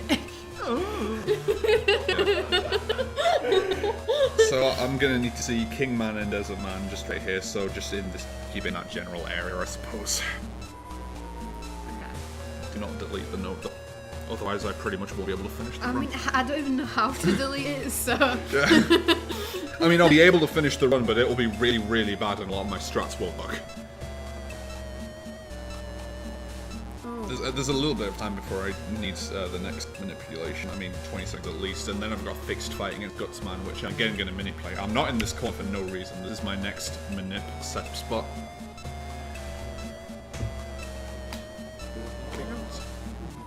There's no look involved. I'm manipulating it. Yeah. Good. Fixed lock. Yeah, I don't know. So, simply restart the game, just run straight up into the next room, and I will be guaranteed to draw Varsword my first turn against Gutsman. Oh hey, look at that. The Elemental Slash, this is it. Alright, whatever. Yeah, I can hit him before he hits me. Nice counter hit, which I don't really need, and doesn't give me a reward anyway, so it's fine. So that's Gutsman, which isn't meant to be another major boss fight, and again, Varsword just completely trivializes with Elemental Slash. That's going to be a theme for the rest of the game. Like, Varsword is the bread and butter attack for the entire run. Okay, so this is where I'm going to need to like know exactly what my chips are. No, I got it, but it's fine. Terrible. Oh no, I don't know. Kingman. Yeah. Kingman and Desert Man. I vaguely know which slots I need to use, but I will like need to just verify it again. I have not memorized nearly enough about this route, and there is a lot of memorization. I may as well do my folder edit now, so I need to use the folder first. I do have panel grab, don't I? Because I don't think I actually put that in. I need to put another few chips in anyway, so I may as well take some out. So I need the area grab. Did I put the panel grab in? I'm not sure. Yeah, it's in there. I just need one more chip to put in somewhere, sword, whatever. Alright, so I need to take off my regular chip, and I need Cross in slot 5. I need Varsword in slot 15. It's currently in And I need panel grab in slot 23. Or just anything that's gonna let me grab. Where the hell is my stuff? There it is. Alright, that should be fine. And assuming I don't have a coded chip in the next slot I'm going to draw, my draw in this fight is going to look really fluid and impressive. This is where it's not going to be impressive because I've got a chip in the wrong spot. And I'm going to draw like a coded chip which I can't take with the rest of my hand. Alright, so just inputs. Don't even look at what I've got, just select them all. I've got something in the wrong place. I did in reg, didn't I? Because I could take, I see again what I need to draw. Panel grab in 23. I should be selecting 23. No, how did I... Alright, I just completely... Oh, I see what I didn't do. Okay. Whatever. I did draw Hero Solo, so I apparently need an asterisk in slot 3. That's fine. Now I'll get the correct draw. I'm terrible at this game.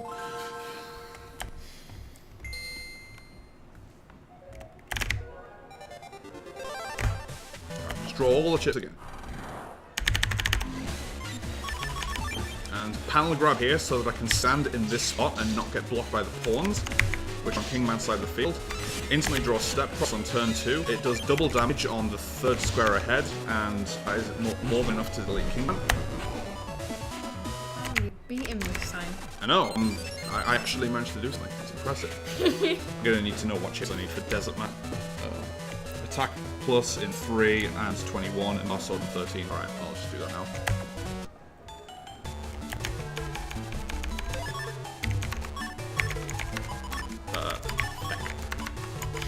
Last sword in 13 was it? I think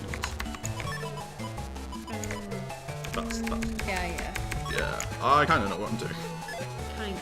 Only a little bit. So, So just go and force the next cutscene. And this scene basically reveals that this entire like TV show stuff was a sham, and it's another part of the main terrorist organization's plot. The terrorist organization in this game is called World 3 or WWW. This is like another part of their plot. I think the justification for this is they wanted to basically get all of the best net battlers in the region out of the way so that they would have little resistance in their plans. It kind of makes sense, but it's still really dumb. They could have just assassinated them or something. So, fast sword 2 attack plus 10s to get rid of the hands. Now, Desert Man normally runs away after you hit him, but since Elemental Slash does the elemental effects, the first wave is the fire wave, which gets rid of the hands, and the second wave is the aqua wave. And when you hit Desert Man with an aqua attack, it freezes him in place because he's made of sand. So then I can actually hit him repeatedly and then finish him off with Step Cross turn 2. It's a pretty fast fight when it's executed correctly. What do I do here? Oh yeah, hospital. Oh my god, I've got to do the gambling. I forgot that I needed to do gambling manip. This is about to be the hardest thing that I need to do in the entire game. Like, I'm not joking. This is going to be bad. I think I buy Bubble Up now. I'll just do it when I've got this. I don't know why I'm trying to shop now. I'm hopefully about to have as much as any as I could possibly want in the entire game. But as I mentioned, this is by far the most difficult trick for me to hit in the game. RNG manipulation-wise, this is a real doozy. There's a gambling minigame coming up where you're going to see there's going to be like 4 panels that I can stand on. I can wager 1,000 zenny, and if I choose the right panel, then it's going to quadruple my winnings. And I can do that up to 4 times to just keep quadrupling my winnings and win up to 256,000 zenny, which is more than enough for everything else in the game. But it's very difficult to consistently hit the correct panels, and I'm going to be using RNG manipulation to hit it. It's 4 rounds that I need to win. I'm going to need to have the correct offset by, again, starting from the title screen at the right time. And then for each game, respectively, I'm trying to hit a 5-frame window, a 6-frame window, a 9-frame window, and a 10-frame window. So this is absolute serious time, and I really need to listen to the game.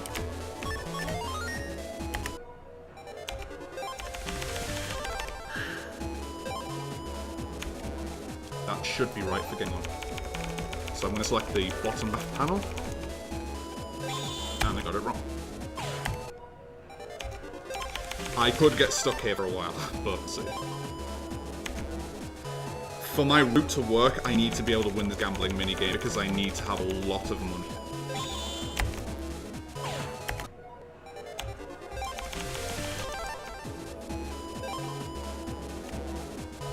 be a bit late, but I think my offset was early, so that might help.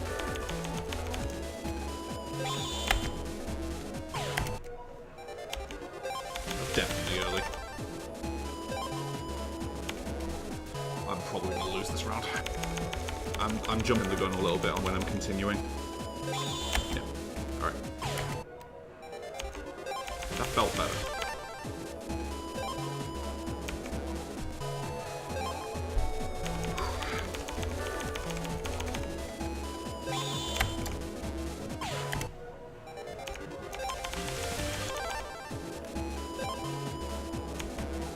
This is very, very difficult.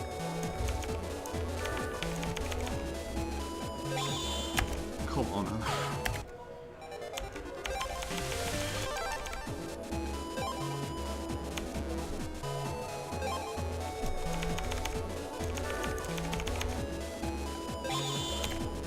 I'm going a bit late.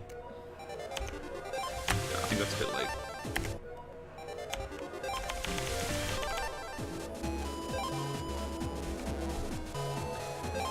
Once I get started, I should be good, but mileage really varies with this.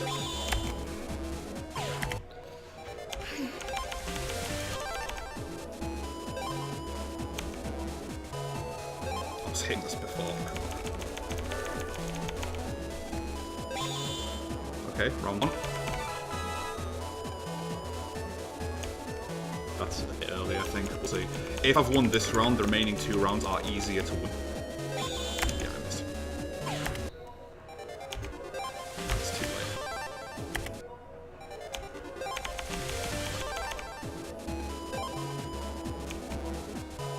Should be correct.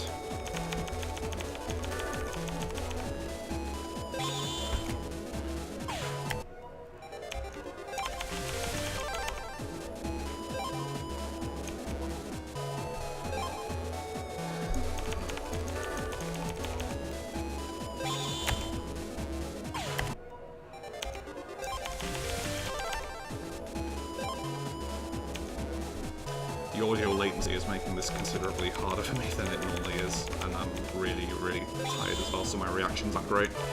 Okay. Okay, that should be correct for game 2, and now I need to do the top left panel. Okay. I've got quite a long wait here for my next audio cue.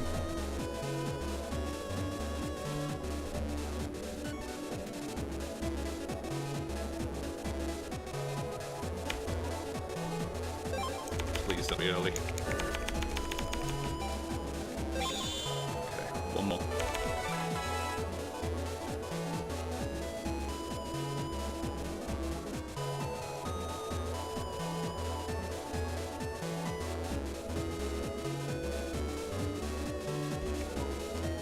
That should be dead on. Please. Yes. Right, that's it. Got it, first try. Yeah, first try. What do I? Oh, yeah, my tea. That's what I'm gonna do. That's yeah. That was yeah. I'm bad. That lost like at least a good couple minutes, but that's really difficult. You can imagine as well when you're doing runs of this game, bleeding time there is like, it's super easy to do, but it just puts you in a really bad frame of mind and you're like, come on, please hit this. That myth was recently found. Shout outs to Prismatic Black for finding that. For finding the initial method for, yeah, where Prism's initial method for hitting that was to continue the game as I did and then just use a rhythmic tapping method with the A button, just going along with the kick drum sound in the music track, like just going. And if you do that like super accurately, then that actually does pretty consistently work. But Prism is a musician, so of course he discovers something like that. And he plays on console, so he plays with no input latency, so it's a lot more consistent for him. Alright, so Tora, who we absolutely mashed in the TV show before, now he wants to be friends. Specifically, he wants us to do a bunch of jobs for him so that he can make some extra money off our hard-earned efforts. Tora is a terrible friend. Like, he comes and befriends us and he's like, oh hey, by the way, can you make me some money, please? So, oh, sorry.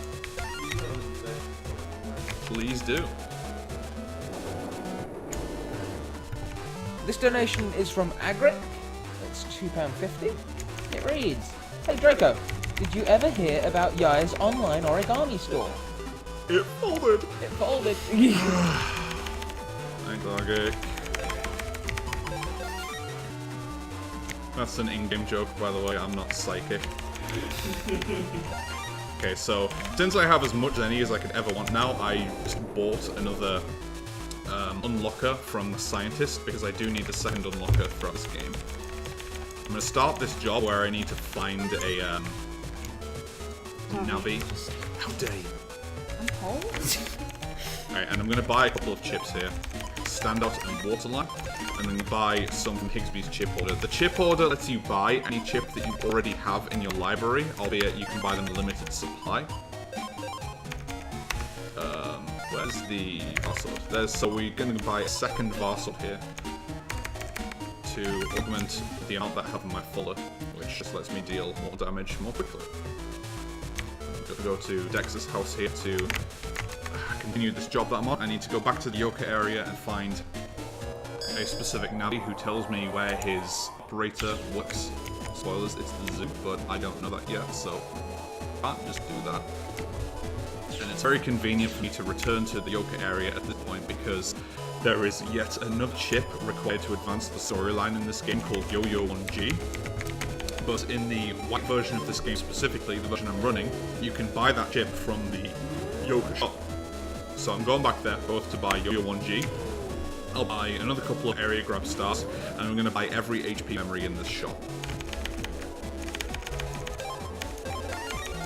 No, I need... Let me spend money. Thank you. And you can see that, like, I've still got, like, over 200,000 Zen. You get a lot of Zenny from the gambling minigame, and it is well worth learning how to do it. I mean, I'd rather have done it first try, but can't do everything. And since I bought all that, all those HP mems, this is also, now you can see, this is allowing me to sneak in this area. It's put me over the sneak rate for Yoka, so I'm already saving little bits of time in spots where I normally wouldn't be able to without these HP memories. So as much time as it takes to initiate the gambling minute, I believe it saved more than enough time to be worth it. Assuming, again, you hit first try. I definitely didn't save time doing it the way that I did. Oh my god, I forgot part of the job. I need to go to the zoo and find the guy's operator.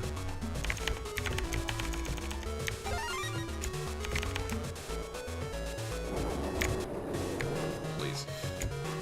I'm misremembering some minor details. Okay, so then I go back to the guy who originally gave me the job because I found his long lost friend.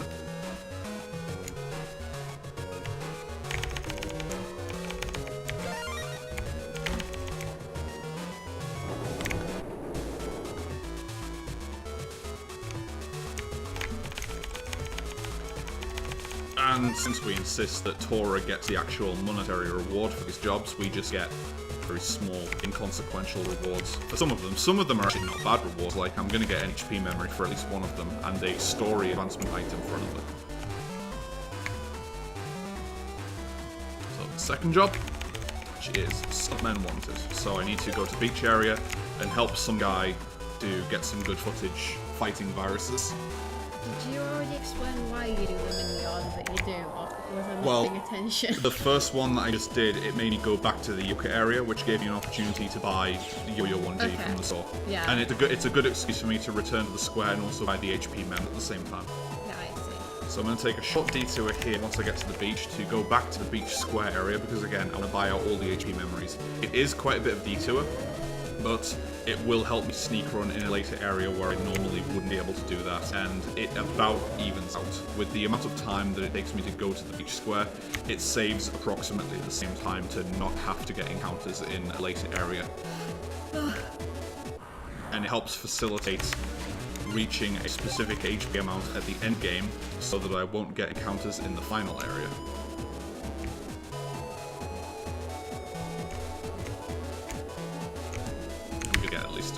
Yeah, I'm probably going to get this and one more encounter before I reach the square. But then once I buy up the HP memories, I probably won't get encounters in this area anymore.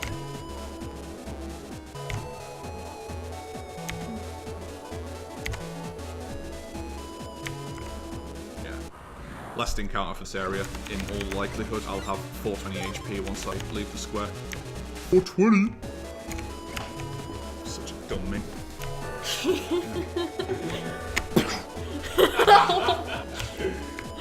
It's too early for dabbing. Or too late, depending on your perspective. No, I want the HP. There we go. I got it at last. See, there you go, 420. There, runs over.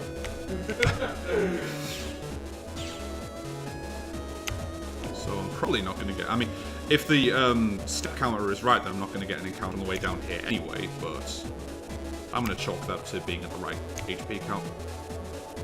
And there ain't nothing you can do about it.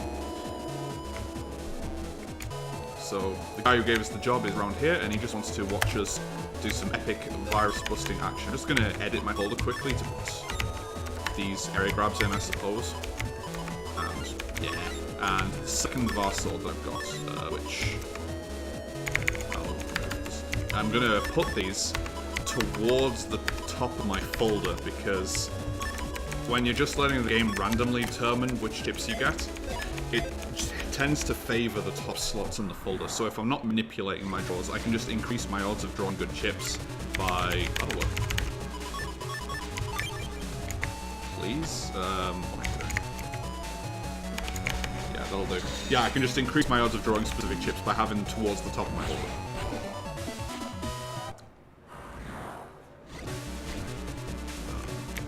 Not great, but whatever.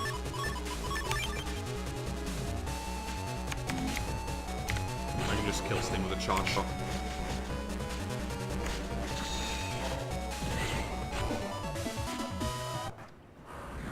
Okay, I'd really like to start seeing some fast slots. It's not, but that's not a bad roll, actually.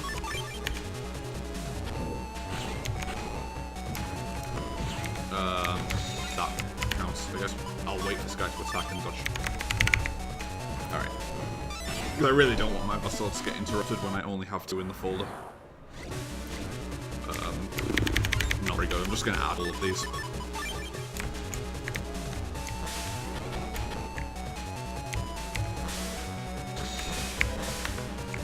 Yeah, take hits there, but it's not really consequential.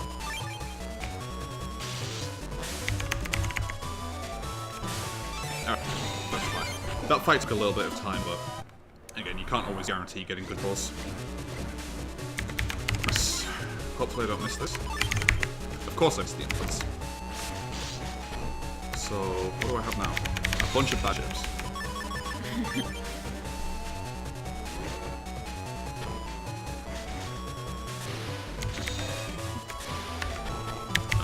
Pure Soul will do.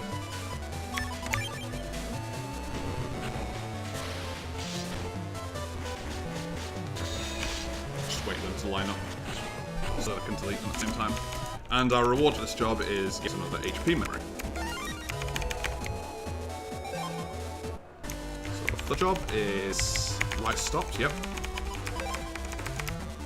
Please, get out of the way. Again, get out of the way.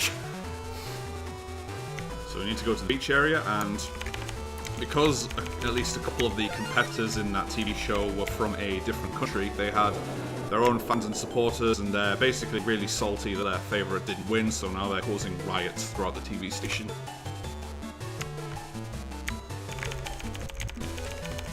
So there's three guys in different areas. The first one is in this TV truck outside. This isn't in my notes where these guys are, but I think the one in this comp is to the right once I enter. Yes.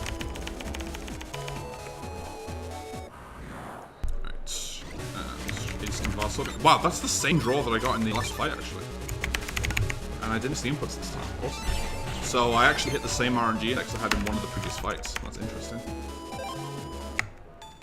And the two more guys that I need to take care of. One in the main stadium computer, which I believe that guy's at the bottom. And then in the panel upstairs, the guys again to the right, I believe. Completely corners I did.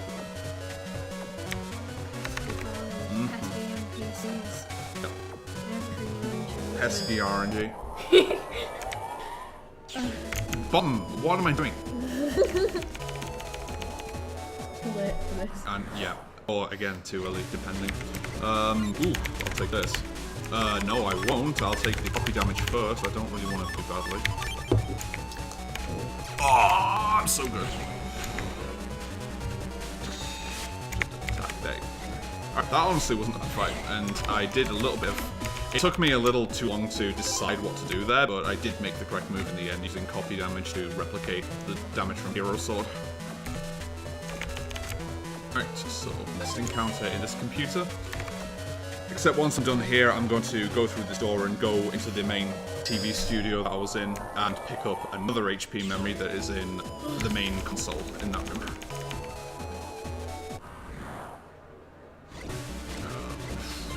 Again, the game's been pretty linear, actually. Alright, I just ended up picking up one enemy, that's fine, I suppose.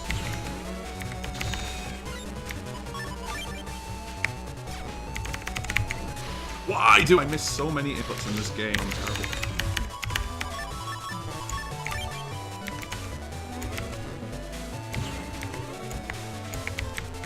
God. Alright, that's really messing up my elemental slash inputs, but it's nothing too major. And for the boss fights, I'm going to be saving before them for RNG manipulation anyway, so I basically have as many attempts as I want at executing the boss fights. I just need to not die in the virus fights.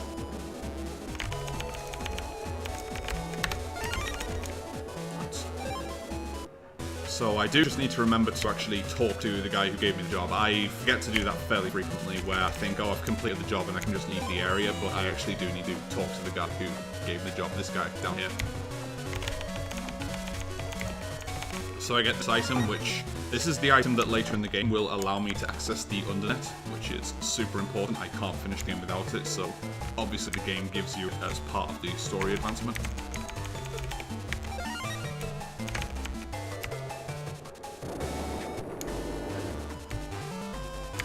And so we have the last job, Tora here, gathering data.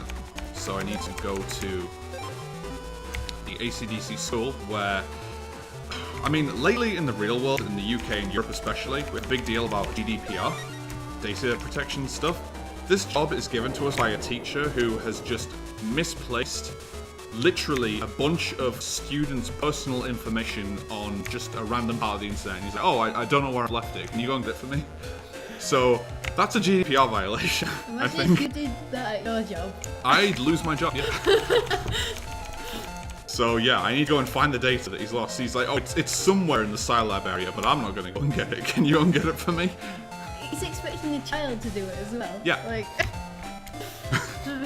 One of his students is like, oh, hey, yeah, go and get the data for me, please. So he has all the personal information of his students. Yeah. And the Navi who we find who actually has the data, it's pretty personal information, because he's like reading through the files and it has the student's height and weight and everything. Why would the school need that? I don't know, but again, battle network logic, don't question it. Yeah. So, since we're visiting Style, it's a good excuse for me to buy out the HP mems in the Sky Shop.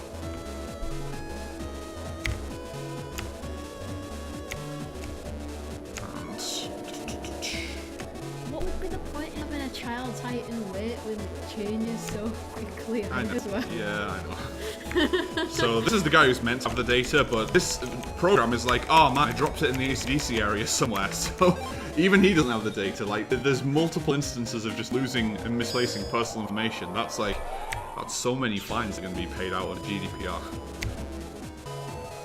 Millions of zenny. Much more than I want.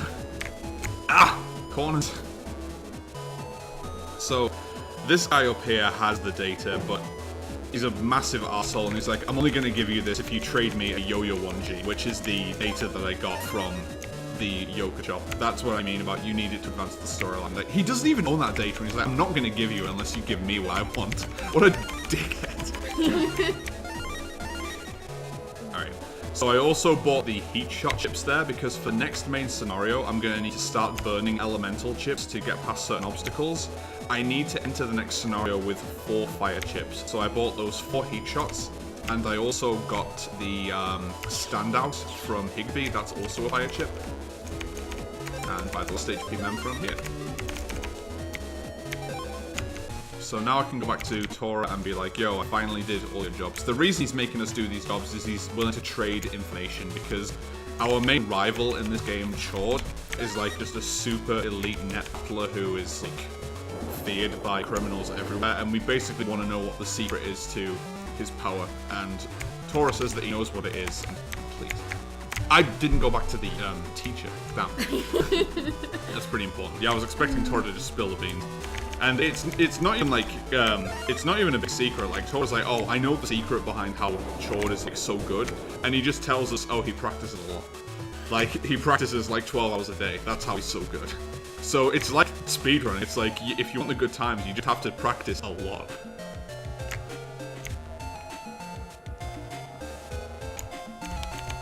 Alright. So we probably saved this guy's career, and he gives us a really crappy chip in return. Thanks, guy.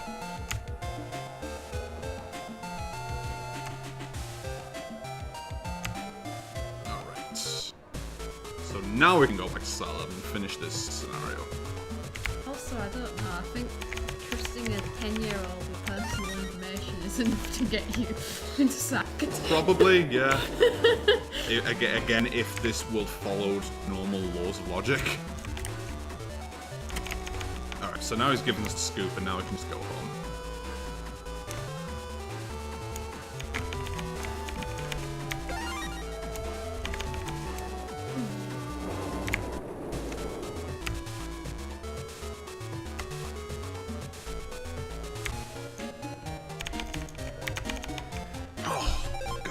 Really long. We're only halfway through as well. Do I go to school? Oh yeah. So I'm late for school. Are we really halfway through?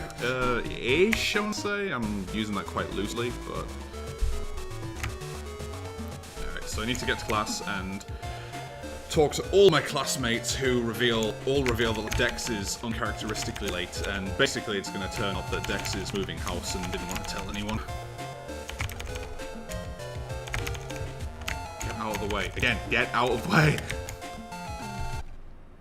So now our teacher tells us, oh yeah, Dex is moving away, so we need to like rush to his house. Hopefully we're still gonna reach him in time. Spoilers, we don't. He's already gone.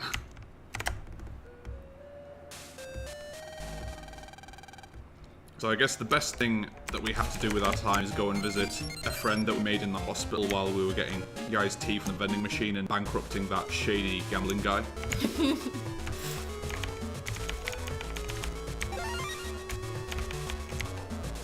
So we have Moru, who is a kid in a wheelchair with a serious heart condition, which is really worsened by excitement and stress, and we promise him that we're going to get him a super, super rare chip that basically no one has, and it gives him a heart attack from the excitement, because again, we're a fantastic friend.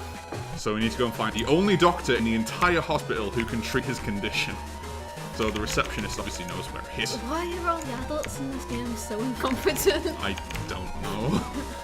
And there's an HP memory in this tree, because reasons.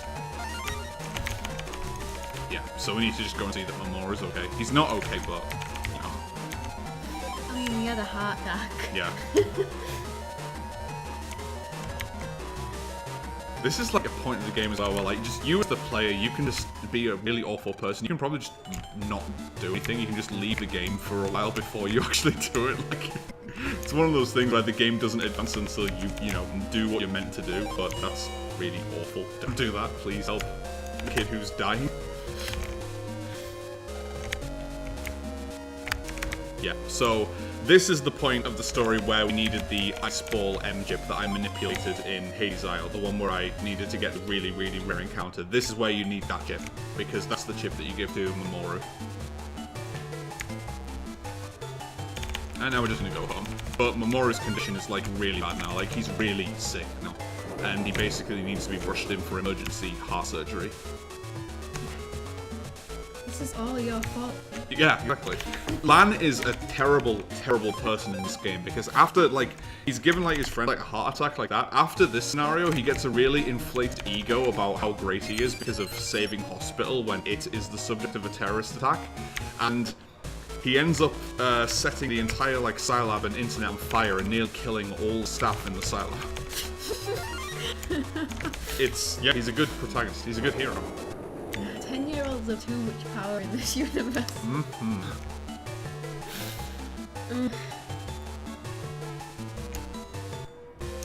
I notes don't mention which plants that I need to burn in this next scenario, but I think I have it memorized. We'll see. So yeah, this is going to be more surgery. It's... yeah, the elevator. Oh yeah, I need to talk to the door. Okay, she didn't get the light, nice. So we go downstairs and vines everywhere. Because, again, the tree of life in the hospital has been attacked by an environmental nut job, causing everything to go haywire. So we're going to need to jack into the internet again and go through the hospital networks and try and restore all the systems back to normal. So this program gives us the energy change program.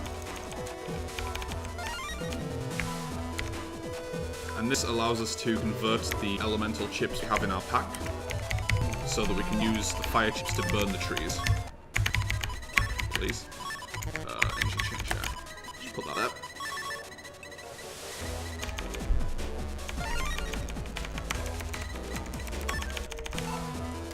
So, sort by elements. Yeah. And I need 4 fire chips from entering this area to get through all in one visit with no interruptions. And I currently have 560 HP, which is the required amount to sneak from encounters in this area. Now, I didn't reapply the fast gauge effect that I had in my Navicost, and the reason for that is that for the plant man manipulation at the end of this area, I need to be able to draw 5 chips in one turn. Also, this virus is invulnerable, but the vine is not invulnerable, so we attack the vine instead. You can attack that guy if you hit him with a fire attack, but not with anything else. Like, oh my god, what am I doing? Like, even breaking attacks don't pierce that guy's armor. So the only way we can get out of the hospital is to jump out the second story window into the ocean. Yeah, we'll do that. It's safe. Okay. And the control panels for the Tree of Life are in the basement, so we need to get the basement key from this nurse.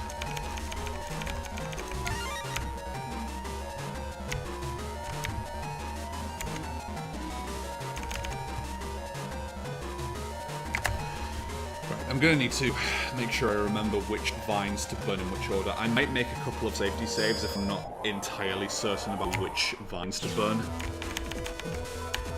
I think I know which ones to go though. It'll be fine. Because basically if I make a wrong decision and burn the wrong vine, I'm going to run out of fire chips and I'm going to actually need to grind for more fire chips in this area, and I really don't want to do that. Another HP, ma'am? Yes, please. Like right here, I'm pretty sure that I burn the bottom vine first to get more fire chips. You could have saved. I did save. That's what I just did. Oh, you did? Yeah. I wasn't paying attention. And this top one has the panel to unlock this door. I really hope that I get a quick, good draw in this fight because I don't have fast gauge in my Navicost, and that is fast sword. Alright, please, please don't miss this input because this guy is very difficult to attack with a fast sword. Nice. So I got the input correctly and I just instantly delete that guy. That fight can take a long time if you miss that initial first fast sword, so I'm quite glad that I got that. I need to move towards the door. Suck. So there's 3 more areas I need to get through just here, and again I need to make sure that I'm burning the right vines at the right time. So this BMD has another fire chip, very helpful to get this tree out the way. So you can see I only have 2 fire chips left in the folder, but if I burn the right combination of vines, it's going to keep replenishing my fire chip count.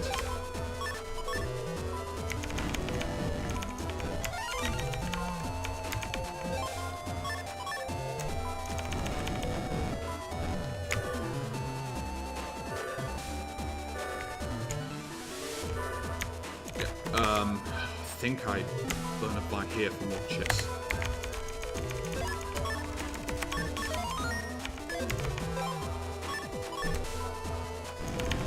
Yeah, I'm pretty sure that's all I've done there. 3 more fire chips.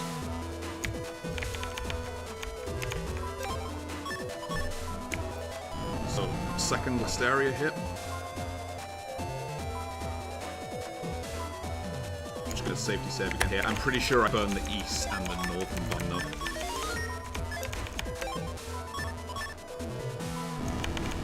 Yep.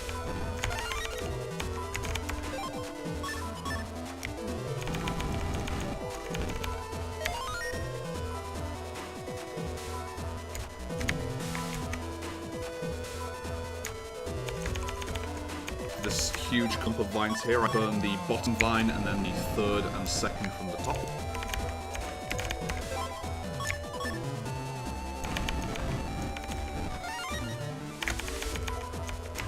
How do people expect to do this casually? You get a lot of fire encounters in this area. So if you just play casually, you naturally get a lot of fire chips as you're going through this area. I can burn that tree, but I don't really have the spare fire chips to do it, so it's really not much consequence to go around. It's not even much slower because of the actual time it takes to burn something. Hopefully I'll mess this up. Because I, again, don't really have the chips to spare here. I'm pretty sure it's east and west.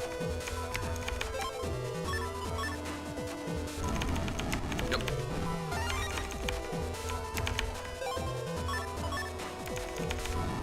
So I go through the warp point, which brings me to this BMD, which is another HP memory.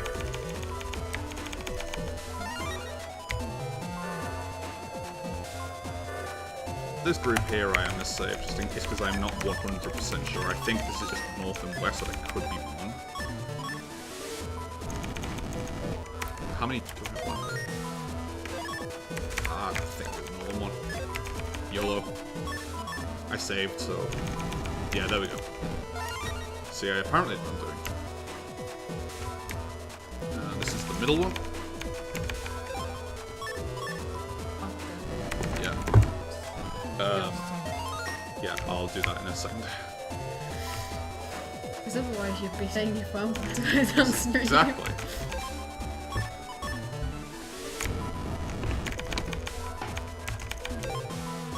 I just need Plant Man. Yeah. I vaguely know what I'm doing for Plant Man anyway, so I've got quite a bit of folder editing to do here for Plant Man, because I actually need to take a bunch of chips out of my second folder which Hora gave me. 4 of these ice waves, this pawn, and 2 of these attack plus, and then to replace them with like anything else.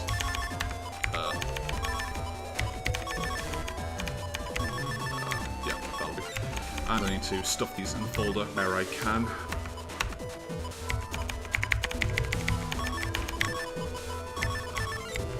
What am I doing?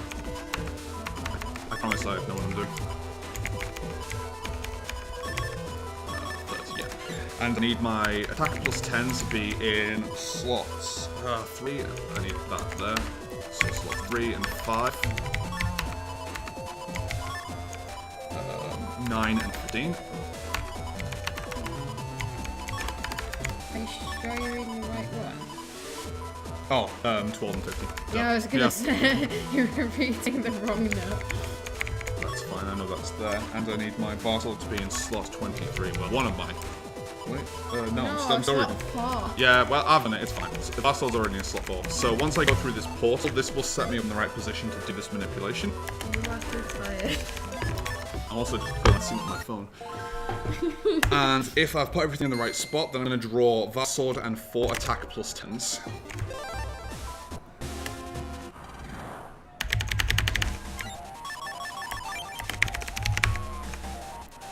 And that instantly leads Plant Man. He has 1000 HP, but because with the 4 attack plus 10s, Vast Sword has a base of 800 damage, the elemental slash he's weak to deals double damage for exactly 1000 damage. Which is nice and convenient. So I do need to do a little bit of a quick head count of the aqua chips that I have, because for this next scenario I need to start it with 7 aqua chips in my pack. Yeah, I've been up there. So since we saved the hospital, we're going to get an award from the Scilab for being such a great guy, and this is going to make Lan think he's the best person in the world. I need to talk to Dr. Cossack here. This is the guy who like compressed the compression data that we had before during the Bubbleman scenario, and I never got a chance to thank him, so we do that right now. So we get congratulated, we run into an old World 3 team member who promises he's reformed, and it turns out there's World 3 navies all over the internet causing havoc right now, which we need to go and summarily delete. It's at this point that I'm going to go back into the Navi cust and reactivate the fast gauge password so that I can speed up my turns. SVTJF2RI.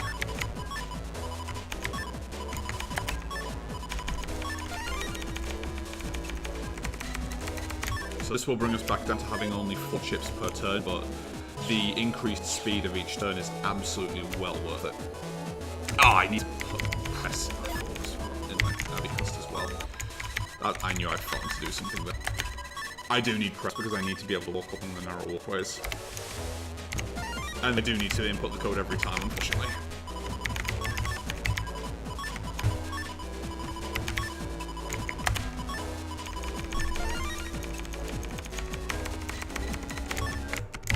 There I am. I know where I am. Don't worry about it. Yoka is the first area with the World 3 navies.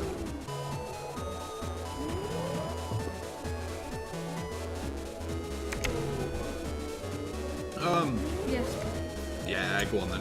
Cheers.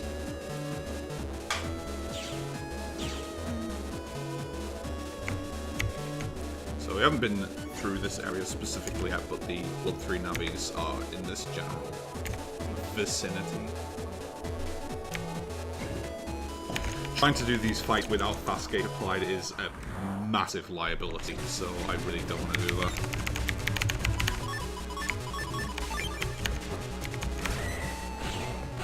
That's not point charging it.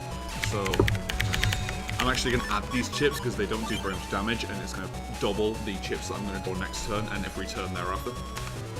And there's my Vassal. So hopefully it's this. Nice. Those storm boxes, they really just have a lot of HP. They are purely there to just waste time and soak up damage, but Varsword deals so much damage that we can still kill them very quickly with it. So we've got one more Navi along here, and then the World 3 member who insists that he's reformed Mr. Match is then going to inform us that after this, the World 3 Navis have moved on to terrorizing the beach area. This can work. I think. Yeah, this can work. I'm not crazy. Oh, look at that execution. Amazing. While Invis is in effect, conveniently the wind particles from the stormbox will not push you backwards, so you can just stand in the front row and not get blocked by the yo-yo, I suppose, which is a physical object which blocks your shot. So now Mr. Match tells us that the World 3 Navis have moved on to the beach area, so we're going to go over there and do a little bit more cleanup.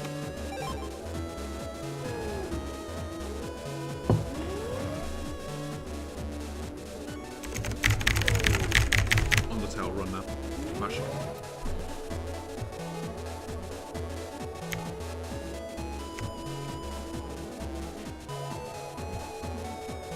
As you can see, I'm not getting encounters in this area anymore, so just increasingly there are more and more areas in this game where I'm just not getting encounters at all.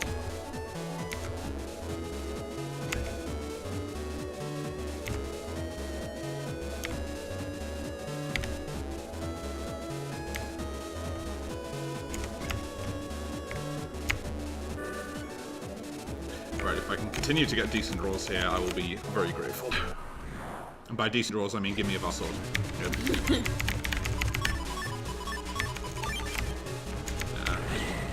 Better than nothing. That will do. So I can at least get this guy out of the way. And there's my sword.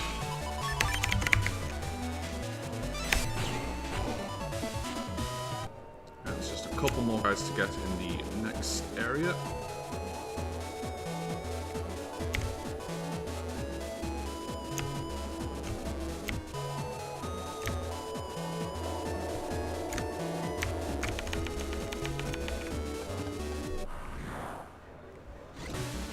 Thank you.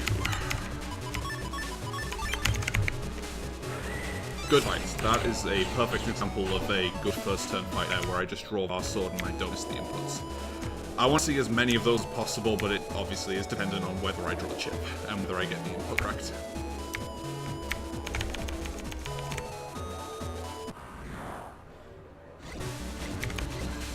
Yes.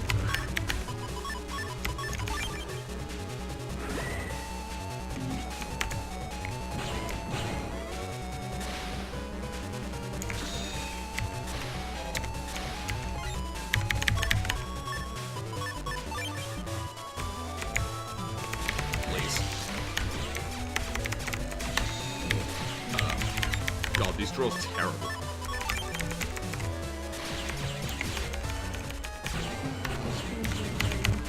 Yeah, basically. I tend to not get very good draw RNG in this game. So the beach navi's been defeated, and now he says that they've relocated to the Scilab area, but there is only one guy to go to, and it just leads to one fight, and then a cutscene where Mr. Match's own personal navi, Flayman, comes along and deletes the remaining World 3 navies, showing us that he really has informed, and now he's a real stand guy who wants to do good for the world, and is totally not planning to set the internet on fire. How do you set the internet on fire? Yeah. You'll see. This part of the game sucks. This is, the internet fire scenario is the worst part of the run. Both, like, casually and as a speedrun, it is nothing but just running from place to place, putting out fires. Oh no, I didn't finish it off. I need more firepower. I'm probably going to miss if I try this, because I'm going to get pushed backwards. Oh, nice. Okay. If you move forward at the wrong time, you just get pushed back before you actually land the shot. B plan, you've got now. Alright, so we do need to check that email from an anonymous person telling us that they're waiting for us at the AC/DC square to give us some information.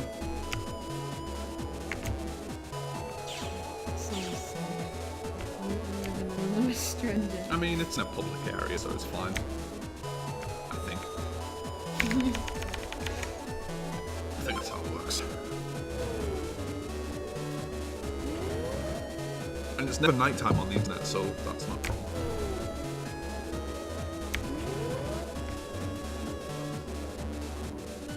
Yeah, I was thinking, but I'm too tired to think of it. I'm not entirely sure how many hours I've been awake at this one, but the last time I actually got any actual sleep was Wednesday, so... So, if I'm doing badly, that's the main reason. And I'm still hitting most of the difficult inputs, and then I got the gambling manip on, like, 15th attempt or something. Yeah, first attempt, yeah, that's what I meant. First 15, what's the difference? Some beach, that's where I need to go, beach area, yeah, I'm flagging. This water's really helpful, thank you. Stay hydrated. You've been alive for 26 years. At this point, you should have consumed like 1,000 liters of water to maintain optimal hydration. Yeah, probably. Alright, so Mamoru thanks us for saving his life and inflates Lan's ego even further to astronomical heights. And Mr. Match is like, oh hey, I really need your help with an important matter in the Scilab, so can you, like the hero of AC/DC Town, please come and help me because I really need your help? So Lan's like, obviously I can come and help you, I'm the best person in the world. No, that's the wrong spot. I need to change my ticket. This is a rail system where you can just get a ticket and you don't need to spend any money, so yeah, I don't really care about buying the wrong ticket. So, we go and see Mr. Match, and oh, I should also pick up a new job from the boards, because I finished the tour jobs, so I'm going to pick up this job, transmission error. And since I'm going in this area, I may as well start the job talking to the scientist who says, another guy who sent some data to the wrong place. So one of the computers in the zoo is malfunctioning, and there's a virus inside it. We're going to take care of that later. Jobs remain active until you complete them, and you can't take a new job until you finish the first one that you already have assigned, but we'll do that later when it's more convenient. So Mr. Match is like, oh hey, take this fire data and please go and give it to a Navi that's standing around in the Scilab area. there's no real reason for it. He just wants us to go and give this guy some fire data. So, and that guy's like, wow, what's this burning sensation that I feel? So now he's like, alright, so now please come out to the vending machine. And please give the program in the vending machine this heat data. No reason at all. Just please give him the heat data. I'm quite naive. Yes. To be fair, he does manipulate us into doing this. He's like, come on, you're the hero of ACDC. You can't even do this for me. And the program's like, oh my god, I'm way too hot. I'm burning up. And it's like, it's fine. You'll deal with the data just fine, trust me. And now we need to go into the main console of this entire area. And it's like, please give this flame data to the program inside this computer. It's very important.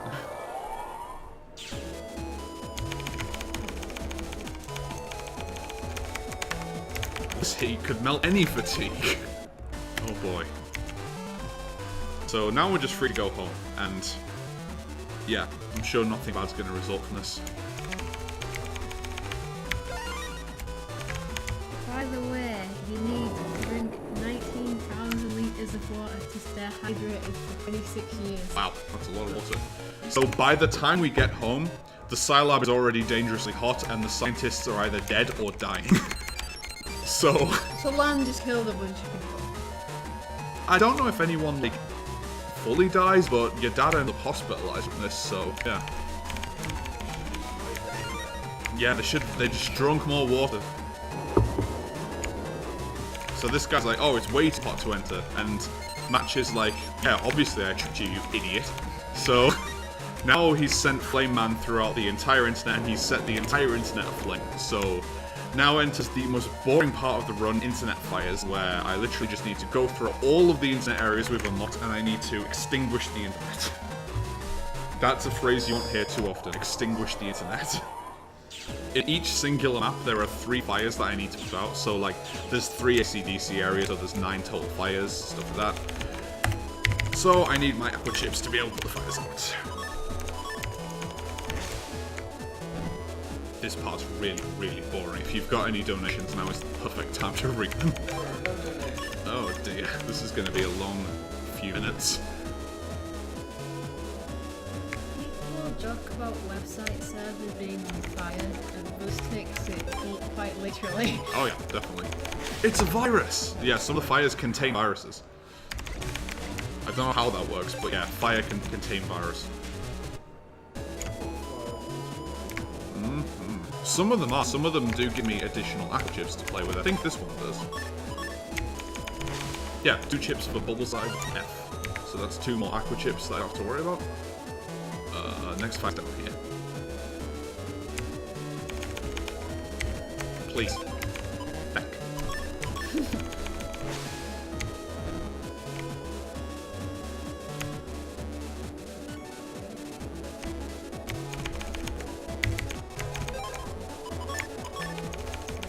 Yeah, I'm not going to be saying like too much throughout this section because there really isn't much to say about this. This is literally just run through the areas, put out all the fires, and because I have a very high HP count, I'm not getting any random encounters. Like, if you for some reason aren't using sneak run during the part of the game, this would take way longer than it already does because I would be getting random encounters constantly as I'm going through the entire game. It's not good. Yay, more aqua chips. So I can go for longer without going to the shop. So I'm going to do this part of the game in 2 legs, essentially, because I need to do ACDC, Scilab, Yucca, and Beach. And this is going to be the last ACDC fight, which Match tells us about with the phone call. Like, he's like, yeah, you did all the ACDC fires, but you still need to put out all the fires across the rest of the internet, but it just lets you know that you're done with an area and you can move on. I'm now going to move on to the Yucca area. And I'm going to run out of aqua chips after I'm done with fires in this area. And after that's done, because I have a huge backtrack from where I'm going to end up in this area anyway, I'm simply going to jack out, visit Higsby's shop, and buy 9 more aqua chips, I believe. Or I'm going to take stock of how many aqua chips I have in my pack, and I'm going to make sure that I have 9 to start the next leg of this scenario, because I do need 9 to be able to get through all of Scilab and Beach in one visit without revisiting the shop. So 2 more chips, nice, nice. This gives us enough aqua chips to just last through the rest of this leg in Yoka area. So what the fires spawn randomly generated? No, they're fixed. So if it's an aqua chip, it's always going to be an aqua chip. If it's a virus, it's a virus. And a couple of them give me a very measly amount of zennies as well, like 100 or 200 zennies, which is like entirely inconsequential at this point. Even without the gambling manip, 100 and 200 zenny is absolutely nothing. Like, I think this gives me like 200 zenny or something stupid like that. Yeah, like 100, that's like the tiniest amount you can basically get in the game. Especially after you win all that money from the Yeah. manip. And at this point in the game, stuff is naturally going to cost more money anyway, so it's like the game's almost taking the piss of how much it's giving you.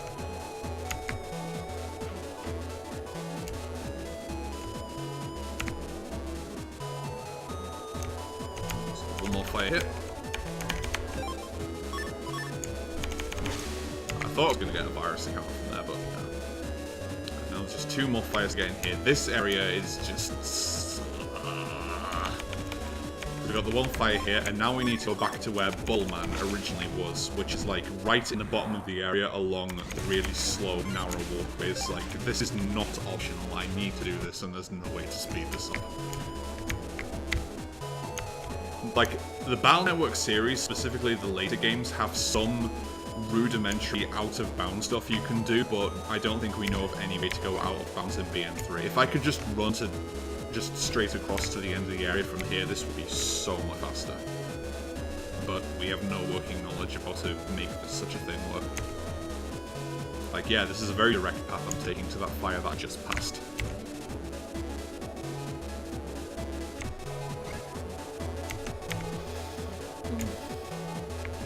Ooh, I'm so hungry. Swear.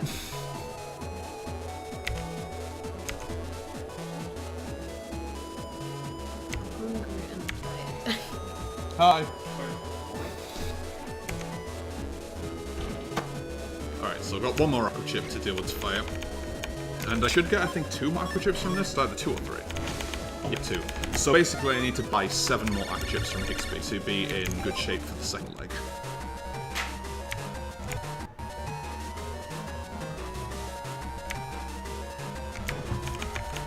And the chips that we're able to order, the number that we're able to use is equivalent to the number of chips that I've lost from my pack. So since I just burned a bunch of bubble slides, I'm able to buy a ton of them. So that's 3, 4, 5, 6, and since I already had 2 chips in my pack, I've got 9 aqua chips. So I'm going to exploit Guy's PC again to gain quick access to Scilab, and then from the Scilab I'm able to quickly make to the beach, which is the final area where I need to put out fires.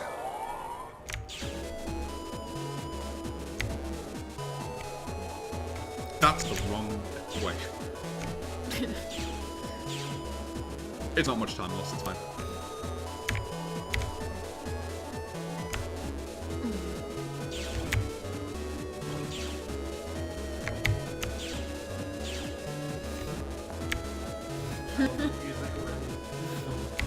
This music plays throughout pretty much the entire game while you're on the internet, yeah. This is the internet. The theme of the internet. The internet that we're currently on.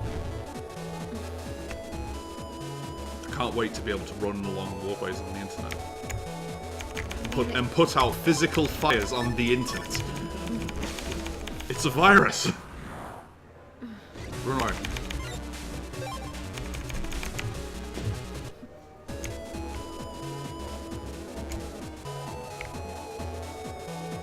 One more fire in this corner.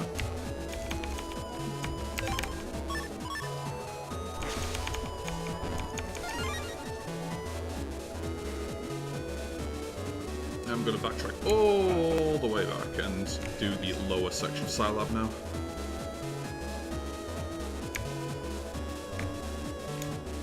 So, a little bit about the fundamental movement in this game and how I'm trying to optimize my movement. Your movement speed is fixed. There's 3 like orientations you can run on. You can either run vertically, diagonally, or horizontally. The general rule of thumb is that horizontal movement like this is bad.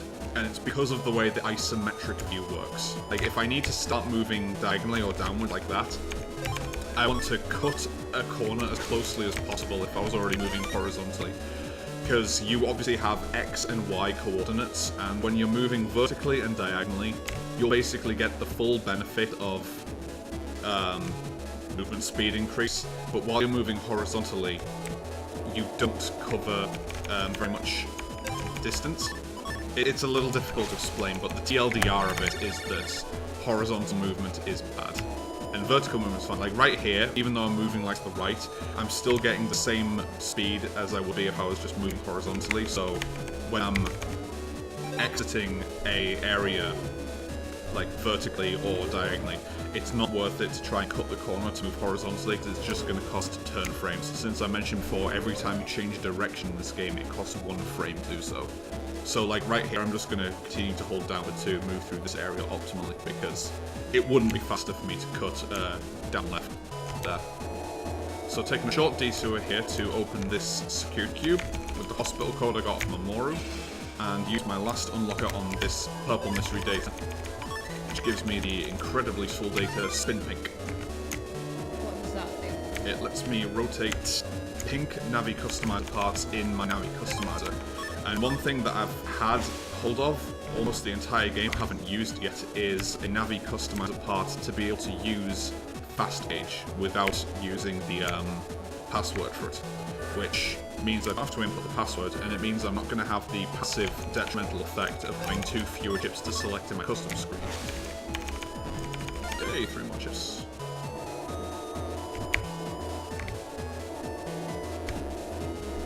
So I'm going to use that. I may as well use it now, and I do need to... Yeah. I need to be at the very top of my notes to see the fast gauge password. Yeah, compression code, thank you.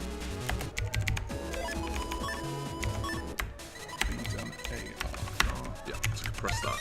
And I'm just going to do that in a little bit. I still need energy change in my Navi Cust to be able to put out the last few fires, but after that, I'm going to be taking it straight out and putting fast gauge in, I believe. Or do I... Yeah, I think I do that. I'm a little confused, but I'll remember when I'm near Flame Man. It'll be fine. It'll all work out in the end. So second to last fire. I believe that... Wait, is this... Oh no, yeah, I do still have all 3 fires in this area to go, because there's one here, one near the square, and then one at the very last place that I'm actually need to end up to get to the Undernet. Like, I did mention that the Undernet is the thing, so apparently we're going to be visiting 4chan after this specific area. And it's very dark and oppressive, so... Yeah. I mean, it's just like 4chan then. Exactly. That's how it works, isn't it?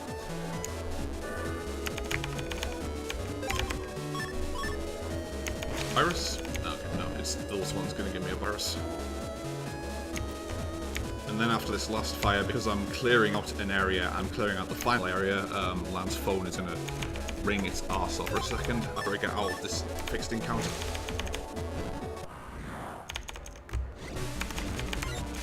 Alright, so phone calls. Please stop. And yeah, everyone's like either dead or nearly dead in the Scilab, so... You said before that they don't fully die. I mean, they're not dead, they're just very dehydrated and probably toasty. I mean, your dad survives at least, because he's a named character, so obviously he's gonna survive. So this is the Undernet. Like I say, it looks very dark and oppressive. It looks very different to the other areas of the game, and the encounters in the Undernet are considerably stronger. And Flame Man is hiding out in Undernet Area 3, so we're going to go and confront him. It's at this point that I may as well put fast gauge in my Navi customizer. Shortly, but I should be good for now.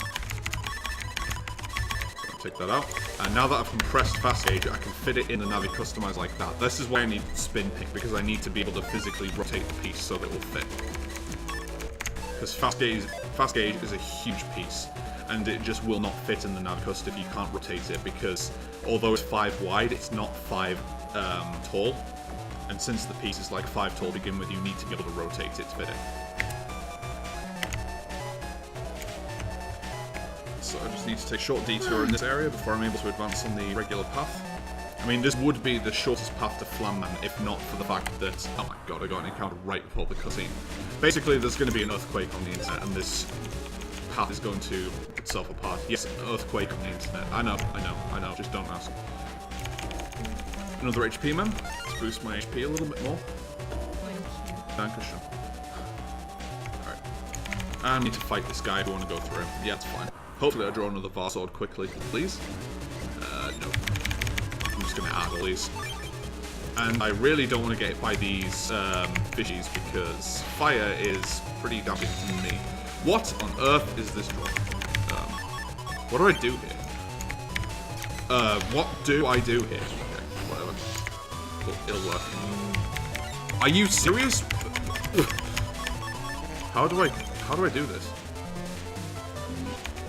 Alright. I'm just gonna wait for the charge attack and just kill him with the element he's strong against. There's a reason. Alright. So that was really, really bad RNG for my chip pulls that I got there, which is again why we tend to manipulate these things, so I do need to know which chips I'm going to draw against Flame Man here. Step plus 2, attack pluses in 3, 5, 9, 15.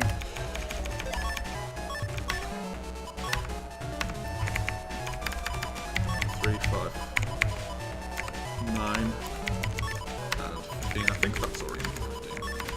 Yeah, it is. And Var Sword 23, I think so. Yeah. So by putting those in those slots, saving here, Harvey Singh, I'm going to get another favourable draw once I enter Flame Man. I need to use the step cross immediately to put out his candles, which are at the start of the fight, and give him complete invulnerability. And then next turn I'm just going to take the Var Sword and the 4 attack plus 10s to immediately delete it with an elemental slash. Easy feat. Now we get a forced encounter against Base, basically the strongest Navi in the game, and by strongest I mean this fight is unwinnable. Even if you have some way to remove this aura that's impossible to remove and prevent you from dealing damage, Base does not die. If you manage to inflict damage to him, he will not go below 1 HP. So you're just forced to lose that fight. Unfortunately. But yay, Flame Man's deleted and we managed to save the internet. And then you've got all the people around the town being like, oh, all my stuff melted. I'm not joking, that's actually what a lot of people say. So now we need to go and see that our dad is okay. And, I mean, he's alive, but he does get hospitalized.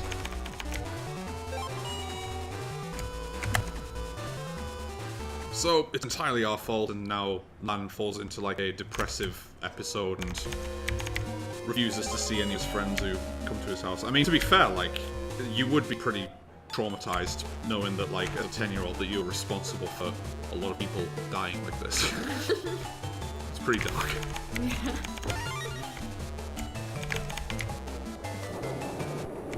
So we're just gonna go home and lock ourselves up in our room for a bit and refuse to talk to anyone. What's it?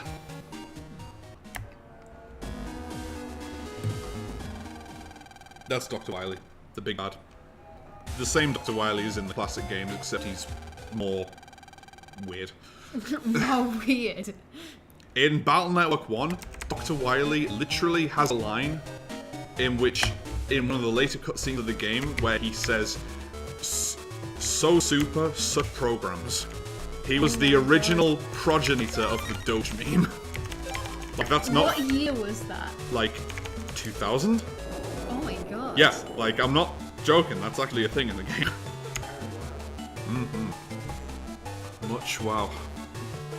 I hate that meme. Alright, so we need to visit Dad in the hospital, who gives us the scoop about exactly what World 3 is trying to achieve. And he's like, look, alright, there's this prototype of the internet, which is called Alpha. And World 3 have been trying to collect a bunch of programs called tetracodes from around various parts of the internet. All the places that they've struck have been places that have been hosting tetracodes.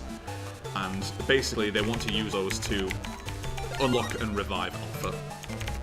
And Wily wants to use Alpha to basically consume the internet as we know it, because the reason we needed to contain Alpha in the first place was the internet essentially became sentient and started absorbing everything around it. What? Yeah, I know, again, it's stupid, I know. And so Dad is like, look, the deal is you need to go into the Undernet, and you need to climb through the Undernet's internal ranking system to become the strongest Navi in the Undernet. And that will grant you the privilege to talk to the king of the Undernet, who it's rumored has a program which is powerful enough to freeze Alpha, called the Giga Freeze. So we need to get back to the Undernet, and we need to trigger the Undernet ranking quest. This sounds like boring, but honestly, this is the most entertaining part of the run in terms of the combat that we're going to see. This has like the most entertaining fights in the run, for sure. Do you need... No, I don't need my notes. I just need to be able to do inputs, so I'm screwed.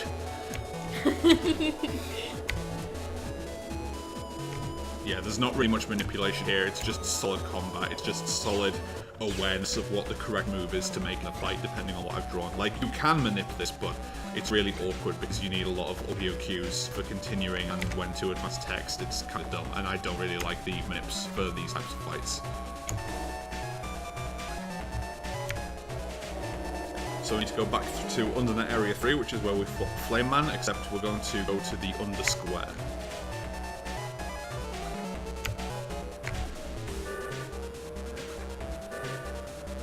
I may as well do my Navigator edit here, because in order to get into the square and to even talk to enemies in there, we need to put this equipment in Black Mind, which basically disguises us as an evil Navi. Otherwise, they just don't want to talk to anyone from the surface, as they call it.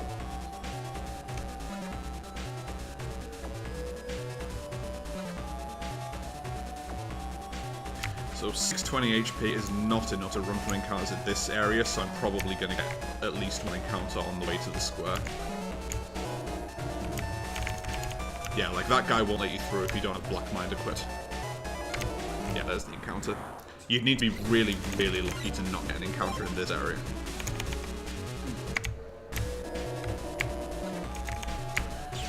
So we need to talk to this one guy down here who's like, if you want to get ranked, stand in front of the statue in the center of the square and see what happens. And basically it triggers just a quest where we have a bunch of other evil Navis who we need to compete with. We need to fight against a bunch of evil Navis throughout the internet areas. We're going to stop at the shop to buy 3 more AP mems, another Varsword, and this chip, Full Cust.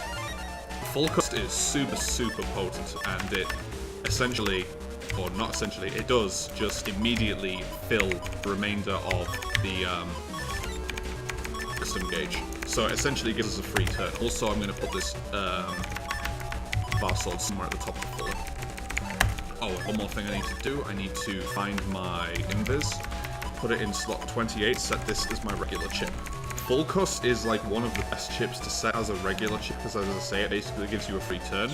But these fights are extremely threatening, and Invis gives me complete invulnerability to everything in these fights. So Invis is just too good to pass up as a regular chip. Okay.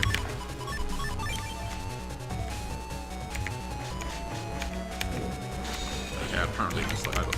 Okay, I can use 2 rock cubes, I suppose. It's a bit overkill, but whatever. And so for all of these fights, we're going to have the myriad viruses we've encountered through the game, as well as their Omega counterparts. Omega viruses are just super, super powerful versions of the viruses. Like, they move really fast, they attack really fast, and they hit super hard. Like, you can see how fast that bubble is from the Shrimpy Omega. Like, it's way faster than bubbles you see from the weaker ones.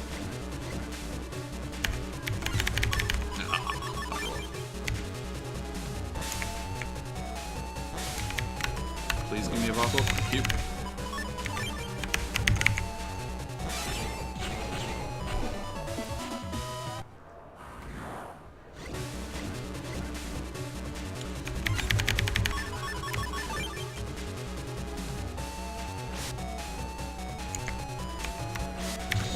Oh, this is not very good.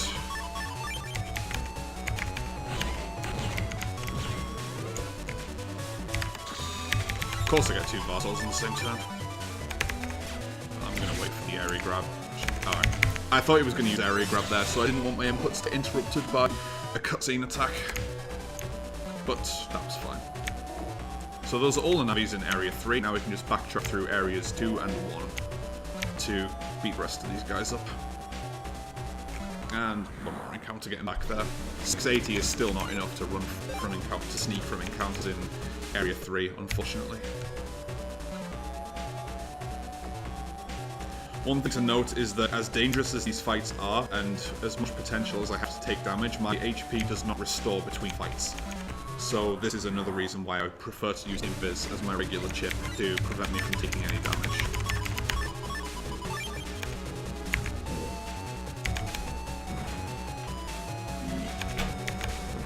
Okay, I can't take damage in this fight now as long as I stay out of these guys' columns. Also, also look how fast the reticule is here. Like, yeah, those things target you super quickly. 3 Varsals, thank you. Would have preferred to see one of those on turn 1, but alright. The maximum of the same chip that you can carry in the folder is 4. So currently I'm holding 3 Varsals. I'm able to carry 4 Varsals, and that's what I intend to end the run with. 4 Varsals in the folder. Thank you. Nice, very good encounter.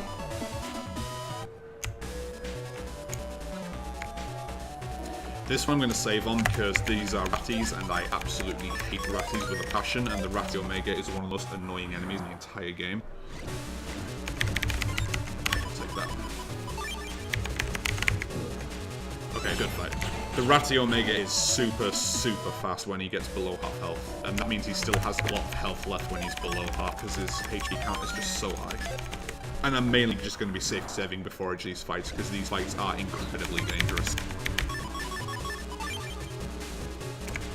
Oh my god, that guy proper outsmarted me there. I got duped hardcore there. What is this? Alright, this is where the utility of full cost comes to it. Because I can just use it to gain free turn with that. I'm honestly in danger here, because this Metroid Omega is very strong. Break the thing? Okay, good. That will work. I needed to do some quick on the spot thinking there. Yeah, they're fine. That was a rough encounter, but I at least only took 1 hit. So I've only got 2 more fights, but this second to last encounter is really rough because it includes a Dominard Omega. We haven't even seen a Dominard yet, and these guys basically meat shield for the other viruses. And by meat shield, I mean they are a complete barrier.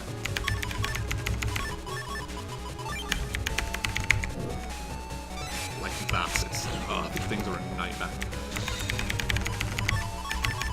Right. How do I do this?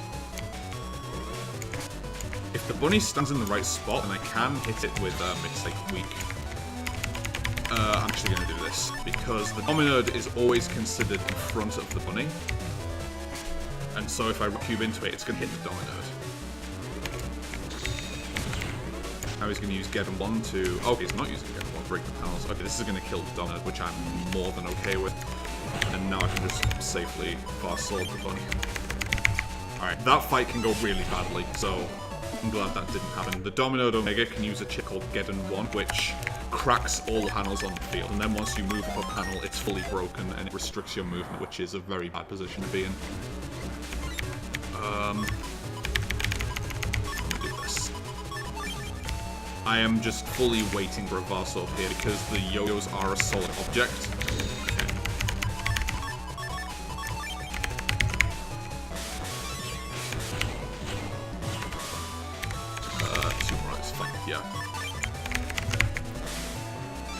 You can see just how much that blocks you, it's really awkward. But that was honestly quite a good Omega ranking series there. Okay. So now that we've fought the guys in that preliminary, we now have the right to ascend through the actual ranks of the internet ranking system. And so we know the location of the ranked number 10 Undernet Navi, who is basically on Hades Isle. And now we need to just go and find where the Undernet ranking navis are and take their ranks off them, either by force or just by convincing them to give up. for this guy, we do need to do a fight, and he'll give us rank number 10.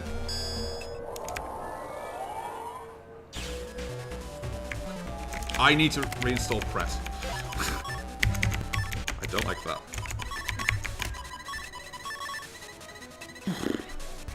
Hot. You still alive? Belly. Yeah. I'm playing alright, actually, which is like, okay. Should probably play on No Sleep more. How was your rest of the visit? Really safe? Yeah, but I'm making a lot of mistakes, so I'm waiting to see. Okay. Alright, I'll just use this immediately. I'm hitting elemental suckers actually very consistently now, though, which is nice. So yeah, now we're ranked number 10. We're well on the way to becoming the strongest Navi in the entire Undernet. But we do get a pretty suspicious email from our friend Mail, who says she needs to talk to us in the zoo computers, way out of the way of anyone being able to help us. And that we need to get over there right now, kiddo. And she never talks to us like that, so it must be an email from her and not a fraudulent email. This is also where, ages ago, I picked up job transmission error, where some data's been sent to the wrong place. It's a zoo computer. This is where I'm going to do that job, because this is the computer that's malfunctioning, and it's right next to where we need to be for the storyline. And the reward for beating this job is another HP memory. And that's a very easy encounter. The series of fights that are coming up here is awkward, to say the least. Like, the first 3 encounters are not too bad, but the 4th encounter in this set is a real nightmare because of the Trumpy Omega, who comes with the fishy viruses. If you remember the effect of the Trumpies from earlier in the game where they cause the other enemies to be completely invulnerable, the Trumpy Omega has the same effect, but he has a truckload of HP, and he also gives that invulnerability effect for a very, very long time. So I'm going to take a safety save because I could legitimately risk taking a death in this gauntlet. Even with Invis and my regular chip.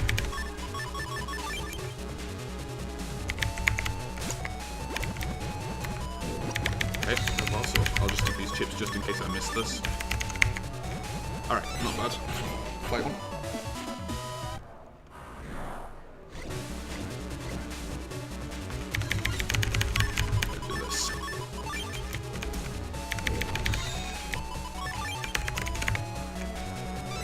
This is going pretty well so far.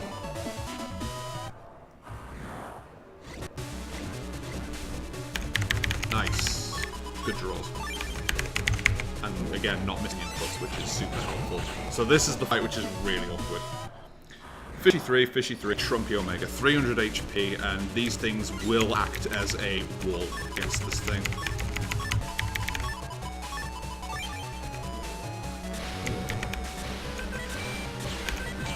Good, alright, getting that thing down pronto is super helpful. Because now these things don't have invulnerability anymore. That was a really good fight. I'm really glad that went as well as it did. L button strats? Oh yeah, okay. L button strats is a running joke in the Battle Network community where if you use the L button in game, it basically tells you what your next objective is, and it's just what you use if you are a scrub who can't remember routes. Yeah.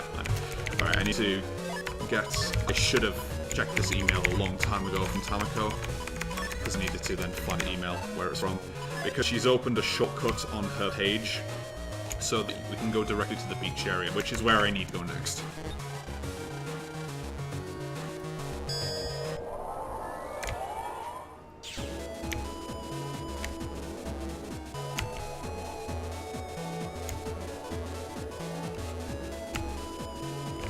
Okay.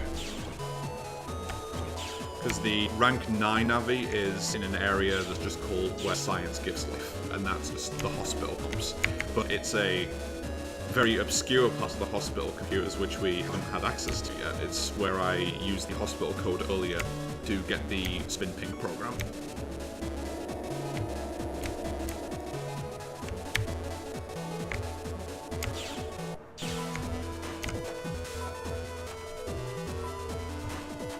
And And this guy just voluntarily gives up his rank. He's like, I'm sick of this rank and stuff. Just take it, and I don't have to deal with this anymore. With people coming and finding me. So that's pretty convenient.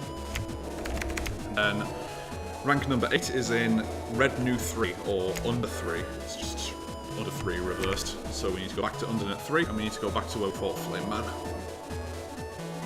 Thankfully, beach area is, of course, very close to the Undernet portal. It is where the Undernet portal is, so very easy to reach.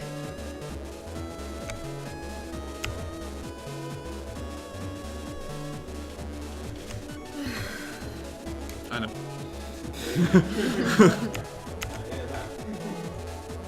I'm the one who's playing the game. Just running from place to place.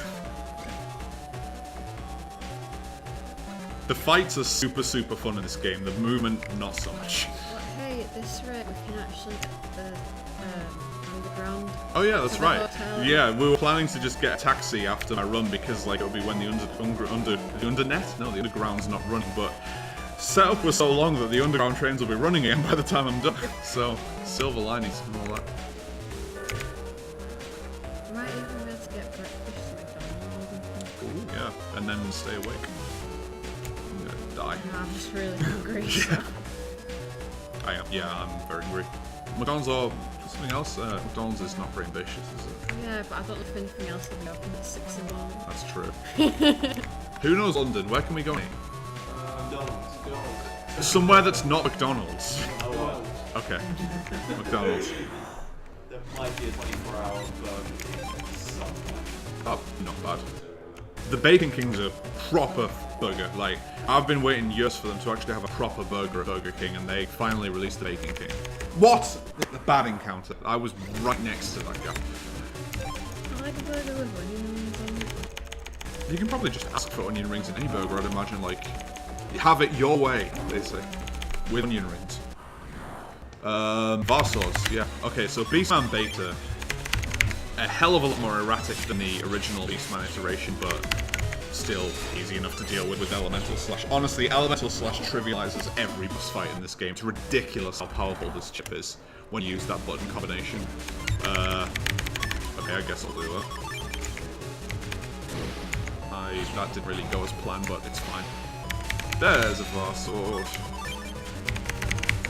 Oh no! Okay, that guy's really fast, and the awkward thing about the fishy enemies when they charge towards you is, because they charge towards you just in a straight line, whether you hit an enemy is dependent on if it occupies a panel, because your attacks always hit panels, and because that thing transitions between panels, there are frames where the game considers it to not be on a specific panel, so it essentially has certain frames where you cannot damage it. One of the first runs that I did of this game, I was on very low health on that fight. I airshotted that thing as it was coming towards me, it just ignored the damage and went straight into me and killed me. I was like, okay, that's a thing that can happen in the game, that's good to know. That's always gonna give me bad memories, that one fight. So the rank 7 Navi is in a place which is just called Head of Learning, so let's go back to the principal's computer. Thankfully, like, if this is looking like a pattern, it's like, oh, go through 10 to 1, we don't actually have to go from 10 all the way through 1. We will be skipping some numbers. Funny what? So this guy, unlike forcing us to fight or just giving up his rank, he wants us to solve a puzzle to get his rank. He wants us to go and find one of many birds. And this is part of the game that a lot of people casually got really stuck on. I actually got stuck on one of the earlier puzzles as a kid, but a lot of people misinterpreted this hint completely and thought they needed to do something in the zoo, because, I mean, one of many birds, there's a zoo in the game, you'd think that makes sense. But no, what it wants you to do is go back to the hospital, go back to the room Mamoru was in, and take one of the origami birds from a completely nondescript background structure. It doesn't even look like origami. Yeah. You're meant to have just been immersing in the game world and checking, just checking objects and know that that is an origami structure. I knew that that was there as a kid because, like I say, I actually did just immerse in the game world and discover stuff, but a lot of people did not do that and they had no idea that was there. And yeah, it's very, very missable. You know what happened to the online Drakodan shop? Oh god, what's this? All one? We already did that one. Oh yeah. I'm so tired that I didn't even realise that Yeah. joke had already been told. I only did it because Aggro was back in I mean, Argic, right? Yeah, Yeah, it's always Argic. Like, I hate that guy. okay. He was meant to be here for this and he abandoned me. Like, oh, wow. I've been awake for so fucking long. I don't even know how long it's been. Alright, so check this email. Looks like an Undernet Navi has posted on the ACDC board wanting to talk to you, so alright, we'd better go and see what the deal is with that. I went way too far there. What I am doing in this game.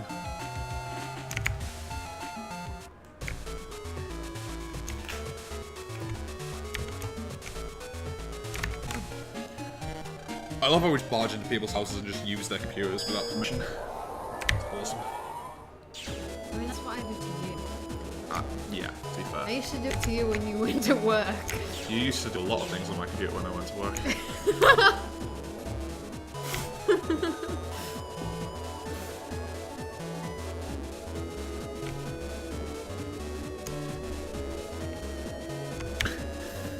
Oof, movement. That's not a tight frame window. It is a tight frame window to get that. If it wasn't a tight frame window, I wouldn't have made a deal about it.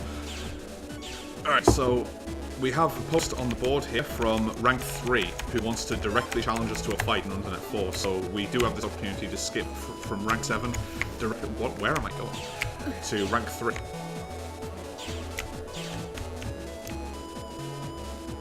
This section of the game, we are really not conclusively sure about which version of this game is fastest to run, and by that I don't mean white version or blue version, I mean English versus Japanese.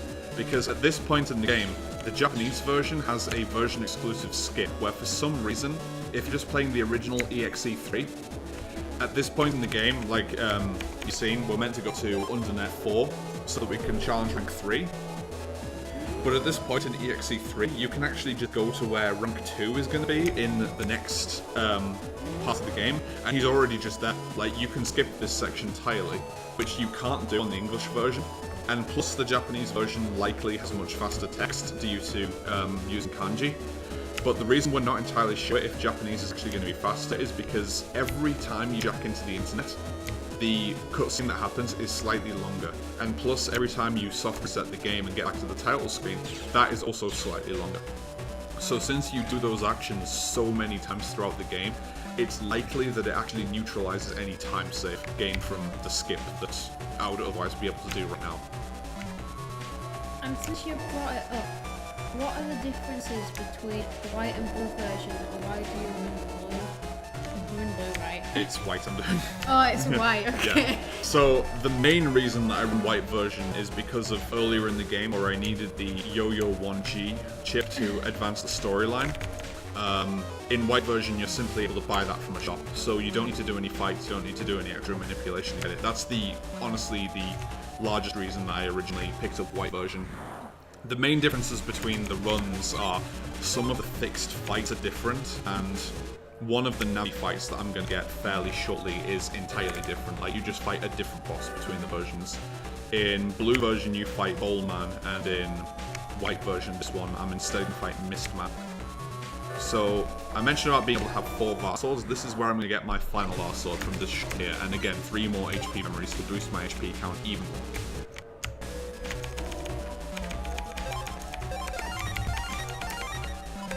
And I'm going to just put that in my folder. Go away! I'm going to put that in my folder immediately, because why not? Yeah, Panel House sucks.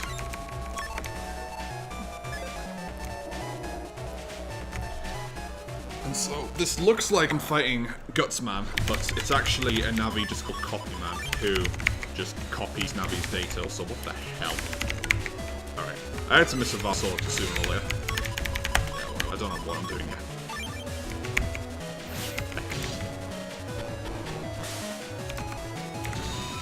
I mean, if Gutsman stands in the right place, this can work, but this is actually a little dangerous now. I'm not gonna lie, this is actually dangerous because of what he could choose to do.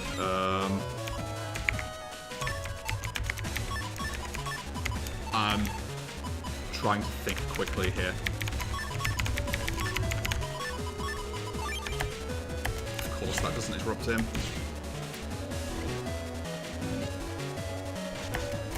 Alright, fine. I was a little scared there because when Gutman Beta is at low health, he uses an attack called Zate Punch, where he gains total invulnerability and then he starts firing rocket gut punches across the screen at a huge rate. They don't make you flinch, so they'll hit you repeatedly, and I was locked in place. That legitimately could have killed me if that happened. So I was very worried about how that actually went there. I normally don't take a safety save for that fight because, for lack of a better term, I often don't miss elemental slash inputs, but I did miss my first one, and then I just didn't draw more Varsals after that, so I was quite worried. So the rank 2 Navi, Mistman, is in Place of Battles, which is just the tournament computer here. We go back to the esports center, such as right here. Yep. Woo!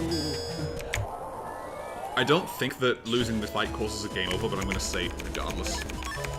Mistman is honestly a very finicky fight because Mistman himself is not the target, it's the lamp that's the target, and he keeps coming out and blocking you from being able to hit him properly.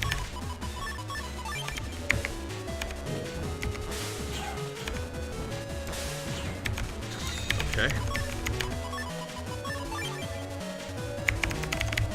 Yes!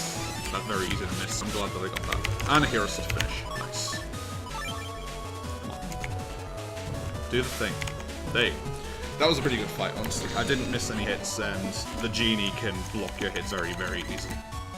So now we're rank 2, and Mistman tells us that we now have the right to find the king of the Undernet and talk to him and receive the Giga Freeze program, and it's right underneath the Yoka Inn hotel that we've been in the entire time.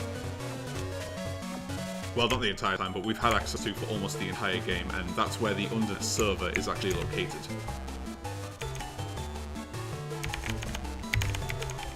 So we're going to go back to the hotel. At this point, I'm going to also do a quiz. I need to remember the answers to this quiz. Do you have them in the notes? No, it's just multiple choice questions, and I just need to remember which is which. It's not really hard. I need to take a short detour to take this guy's quiz here because he also has another HP memory.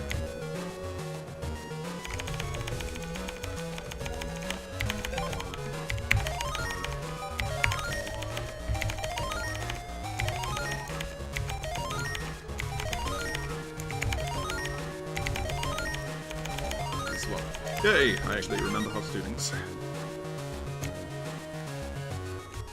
So, me needing to get all the HP memories that I am, it's definitely necessary for the final series of networks in the game, where there's a lot of technical movement involved, and being able to sneak from encounters makes it considerably easier to do that movement, and obviously it saves time, since I'm not constantly getting encounters. So we have an audience with the King of the Undernet who just speaks from his domain. We don't actually see him, and he gives us the Giga Freeze program. But then, oh no, Wily has finally used all of the Tetra codes to use his own personal NetNavi Drillman to break into the Scilab area, and he's actually stolen Alpha. So World 3 has actually gotten their hands on Alpha, and they're now primed to destroy the internet as we know it. Net neutrality, basically. Oh wow, I'm menuing. I didn't think I actually made that correctly. Frame perfect. And since we finished the transmission error job, deleting viruses in Zoo, we're just handing the job to the scientists and get another HP memory. So, yep, we are very close to having the final HP count for the game. I've got 780. I'm going to get one more HP memory when I reach Drillman's Undernet area to bring them to 800, and then there's one more HP mem I'm going to get for 820, which is going to be my final amount. I need to unlock my phone once again. Oh, I don't know the password. I will... How do I get rid of it? press the button. Okay. Yeah. I'll find an opportunity to do it. I know what I'm doing. I'm not used to using iPhones. Terrible. Okay, so Drillman literally drills a hole through the internet and goes straight from Scilab area to Undernet 5. I know. Like everything else that's dumb in this game, I know. Trust me, I know it's dumb. Oh, it closed. I'm gonna run away from this encounter anyway, so... Those strats. Drillman. Yeah. Yeah. It's gonna be like 2 chips. I need air shot and bar sword. Yeah. Bar sword 5, air shot 12. That's fine. It was already in 12 and I took it out of folder. Nice. Interesting. So Drillman is meant to be one of the most annoying fights in the game, where he immediately runs away and is only vulnerable for very short periods of time, plus covered by a drill which blocks most of your frontal attacks. But if we airshot and Varsot him, he just doesn't get to do any of that. Good for him. Like, Drillman has such little HP because of what an awkward fight's meant to be, that one Varsor just kills him straight up, because he only has 600 HP, where the previous bosses in the game had 1000 HP. Like, the developers expected that 600 HP to be more than enough for people to work through with Drillman. So, internet systems are, like, starting to go down everywhere, because Alpha is basically, like, starting to infiltrate systems and start consume stuff. So all the services are closing down as well, and we're not allowed to leave the town. So since Lan is an elite battler and he really needs to be part of the plans of action that the government is taking to actually combat this threat, we need to meet up with Protoman towards NetNavi in the Scilab Square, who gives us an official pass, which gives us the same authority as a government official, so that we're able to actually use the metro and reach the Scilab. We are entering the end game now, so we are quite close to being done with the game.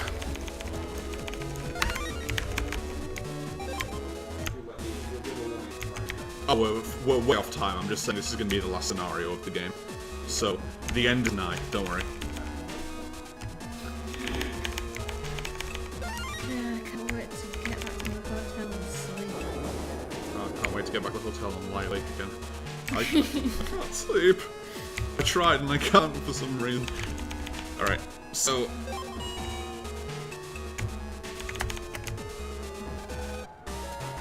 Alpha has now infiltrated the tanks that have been stationed around AC/DC town, and even the military hardware is like now going haywire and threatening innocent civilians, so we've got to go back and take care of that. I'm going to disappoint the entire game community here by not phasing through the tank. I'm not cool enough to do that. You can just clip through that tank's model if you move it correctly, but it's weird and finicky. So the final HP of the mem is just at the top of this network, bringing us up to 820. That's the amount that I need to be able to sneak in the final set of networks in the game. And now we just need to deal with these alpha bug viruses. They're called just question mark, but these are alpha bugs. They're basically small fragments of alpha.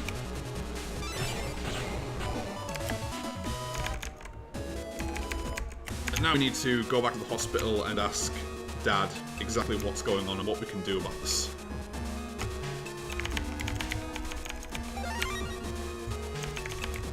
We need to find the World 3 headquarters, essentially, and stop this once and for all. Otherwise, Alpha's just going to destroy the entire internet. Like I say, net neutrality is going to die.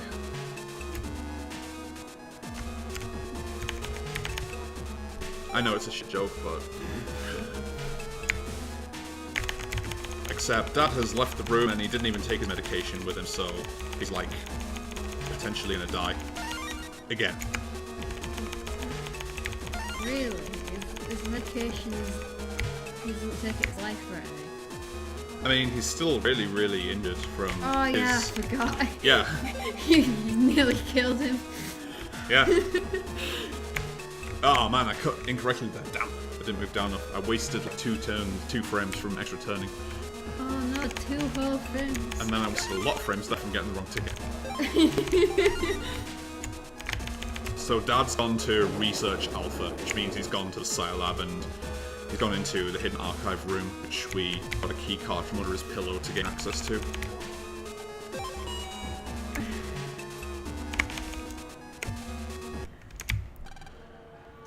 And Dad tells us that he's found World 3 headquarters, but it's on like a remote island that's like dangerous to reach.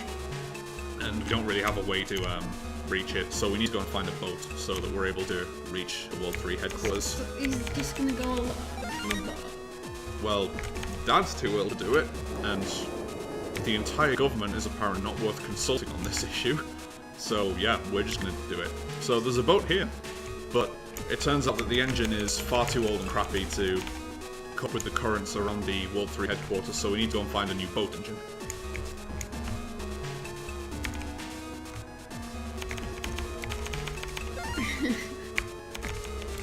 And by find a new boat engine, I mean go and talk to our extremely rich and influential friend Guy, who is like, oh, I'll just get a new boat engine installed, don't worry about it.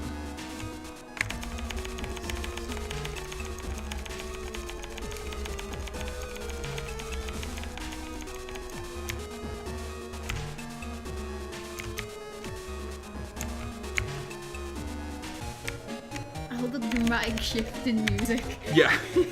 Home is always a source of safety. So we're finally going to just infiltrate World 3 headquarters and just put a stop to Wiley's plan ourselves.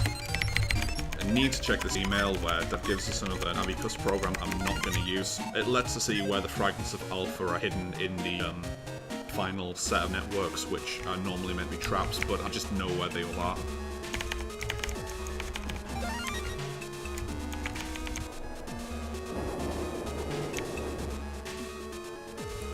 So as far as the final area goes, the World 3 headquarters, White is definitely the inferior version in this regard, since you're going to see once we get in here. There's like a bunch of sewage runoff here.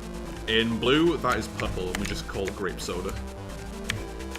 So in blue version, you've got grape soda running through the whole World 3 network, so it's obviously superior.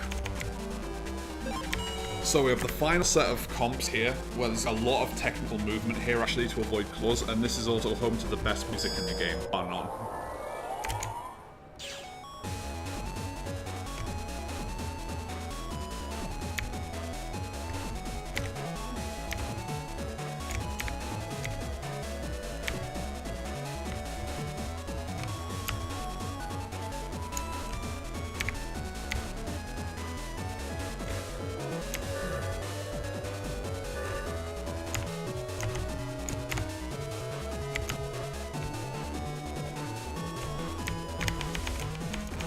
So we need to get these periodic ID data so that we can unlock locked doors at the end of these computers. Getting caught by that claw is intentional since it teleports me partway back and gets me closer to where I need to be. And now I need to refight Flashman. I'm not going to bother manipulating this fight because as soon as I draw a VAR sword like this, the fight's just going to be over.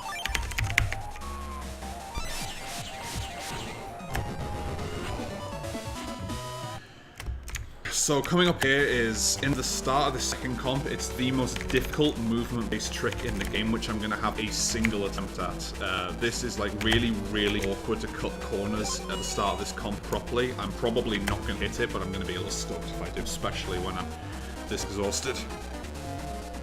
If I miss it, I'm not going to attempt it multiple times though, because this is really, really dumb to hit.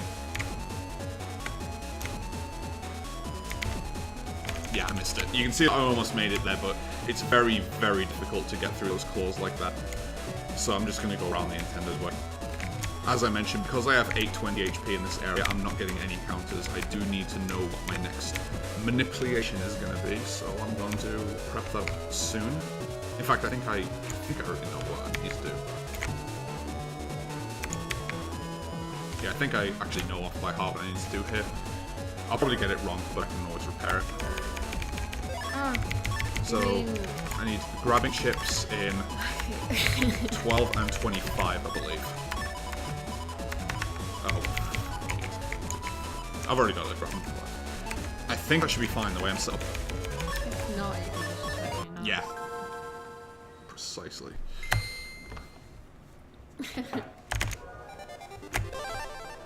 So I should draw 2 grabbing chips invis regular, and there is my Vassord. So area grab to grab this column, panel grab to grab this next panel down here so that I can stand here. Invis to avoid taking damage, and then just a Vassord face on bottom where the balls can't protect me. I just realised something. What? You know how I couldn't remember which version? You got the title screen like every 5 minutes. Oh yeah. Look, we're both... What the hell? I'm really tired if I missed that. Yeah, we're both very tired, don't worry about it. Doesn't lose much time to hit that claw there, but I'm just really surprised and disappointed that I did hit that claw, because look at that, it's not difficult to dodge that. I do need to know what I'm going to do for Desert Man though. Okay. So, yeah. Well, where is it? That's the bad word. I need to save her anyway, because this part sucks. This set of claws is garbage. Desert. Where's that? Desert Man Alpha. Desert Man Alpha. I don't see it on here. I guess it says. Maybe I'm already set up for it. I mean, it'll be fine. It's not like a massive fight anyway. As long as I've got Vassors in like slot 2 and 5, it'll go fine. Will you be needing this again sometime soon? Because I think I need Vassors in slot 2 and 5. Yes, I will. The entire just last leg of the game is just fights like this where I need to do a lot of manipulation. yeah, you only have a minute for however you have any businesses. That'd be fun. I've got a manip listed for a Plant Man Alpha, I believe. Oh yeah, you do. Yeah. That's a very extensive manipulation where I need to sort most of my folder because it's 2 fights back to back. Isn't it a drill man as well? Yeah, that's just... It's the same as the previous Drill Man fight though, where I just used 2 chips. Yeah, this'll do. I'm meant to draw Step Cross here, but this will do. Because he's under 200 health.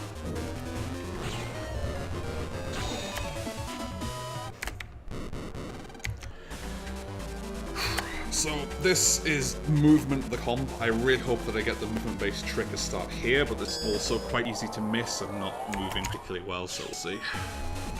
Oh, I've already... Okay. Yeah, I already fucked that up. Never mind. I'm just going to have to take the slightly longer way around now.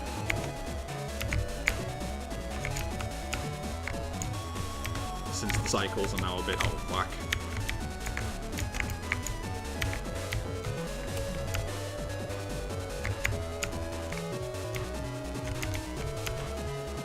Corner cutting here is very desirable, but it's a little tricky to gauge. Okay, nice. Get by that claw as it comes down deliberately so it teleports me. This is where I need to know what to do.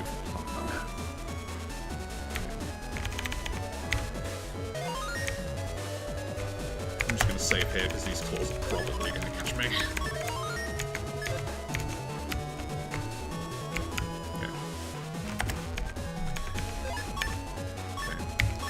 Attack plus in 6, in 10,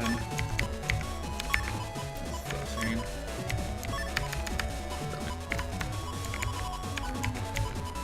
That's 25.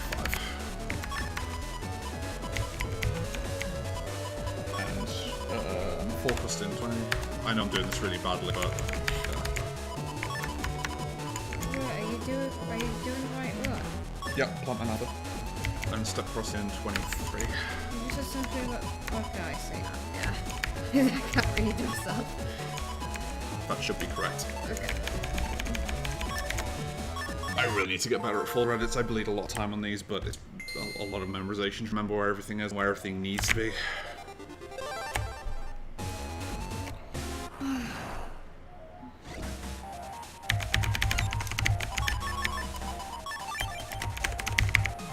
Oh, man.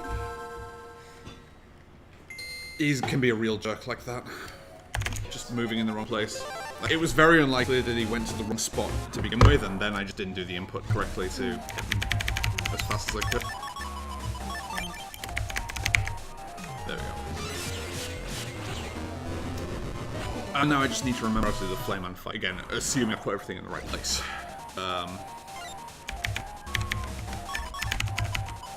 think that's right.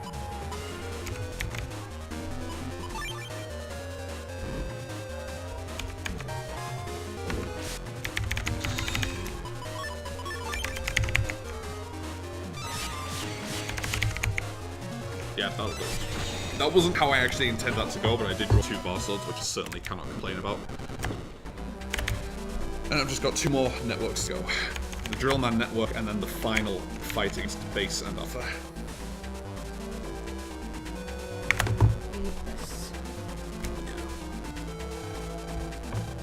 The Drillman network, if I move through it properly, is really, really short, but I'm not generally moving properly.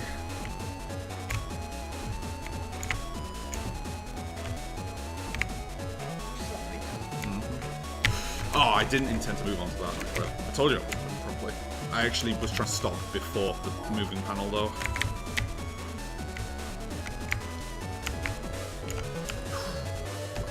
Yeah, once you get out with the cycles, it's not great. I can just soft reset, that's why I saved that.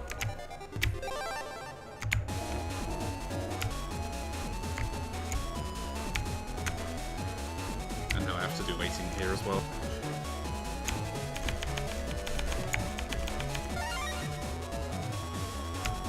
At least that claw's in a convenient spot. This last set of claws is very deceptive, so I'm going to save here just in case. Okay, I've run straight through. I think I should just be set up to do this fight without further folder sorting, because I think this is meant to carry on from the last minute. Just air shot 5 out. Yep, it's fine. Okay. Carries on from the last one, like I say. And I do need to know what I'm doing for my final one, my alpha nip. Yeah, that's a lot of stuff. Yep, so Varsword's in, well, Varsword E needs to be 30 specifically, that's very important, and then I need 3 and 6. Hero Sword in 4. An Asterisk in 11, which already should be, but I'll verify that later. Step Cross in 17. Full Cust in 18. Air Shot in 21. Already there, pawn in 27. So, I did pawn in. No, I didn't put pawn in 27. There we go. So, just something in 11. Yeah. Okay, that should be fine. So, this should be the final manipulation of the game. I do need to have frame-perfect movement throughout the final network towards the boss, but because the movement speed is completely static, it should be the same every time. The only thing that can go wrong is that cause an encounter from turning on the wrong frame, but I can't fully control that, and I'll just reset if that happens.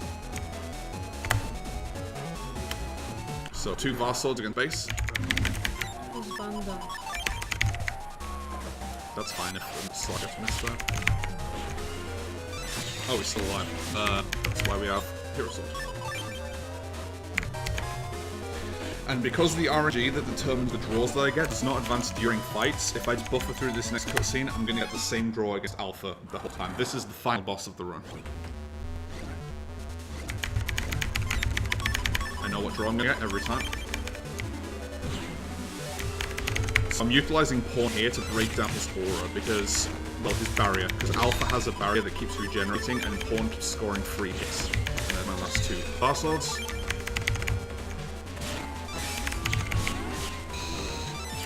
Still alive, but I'm able to take care of this.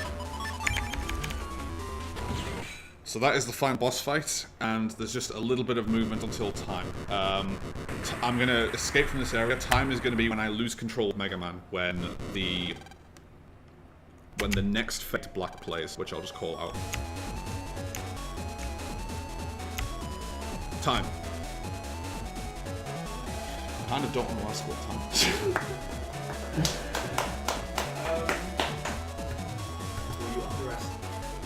You're underestimate. That's good. Do you want to know what the time is then? Yeah. Alright. 3 hours. 28:03. Okay. Considering how long I've wasted on gambling from messing up, that's honestly not awful. I'll take sub 3:30. I mean, if you want to add our setup time onto that, that's like 4 hours, 4.5 hours. But I'm fairly glad that that went as clean as it did. I was very worried about this run and all the ways it can go horribly wrong. Like, if certain stuff doesn't work in the run, it affects how the rest of the entire run goes, to the point of, to some extent, not being able to finish the run. So, I'm not unhappy about that. Okay, well, it was okay. I'm very tired. I'm gonna. Yeah. So am I. I'm tired and I don't know shit about this game. I'm gonna try and transition to the interval screen. I don't know if I know how to do that, so if I can't, I'm just gonna shut the mics off and we'll set up the next run. Yeah, I hope you all enjoy Megaman Battle Network 3. I mean, I learned stuff about it that I didn't know before. I've seen you do runs of it and I didn't know what the hell was going on. Yeah. Sweet. Oh, you're wearing my hoodie.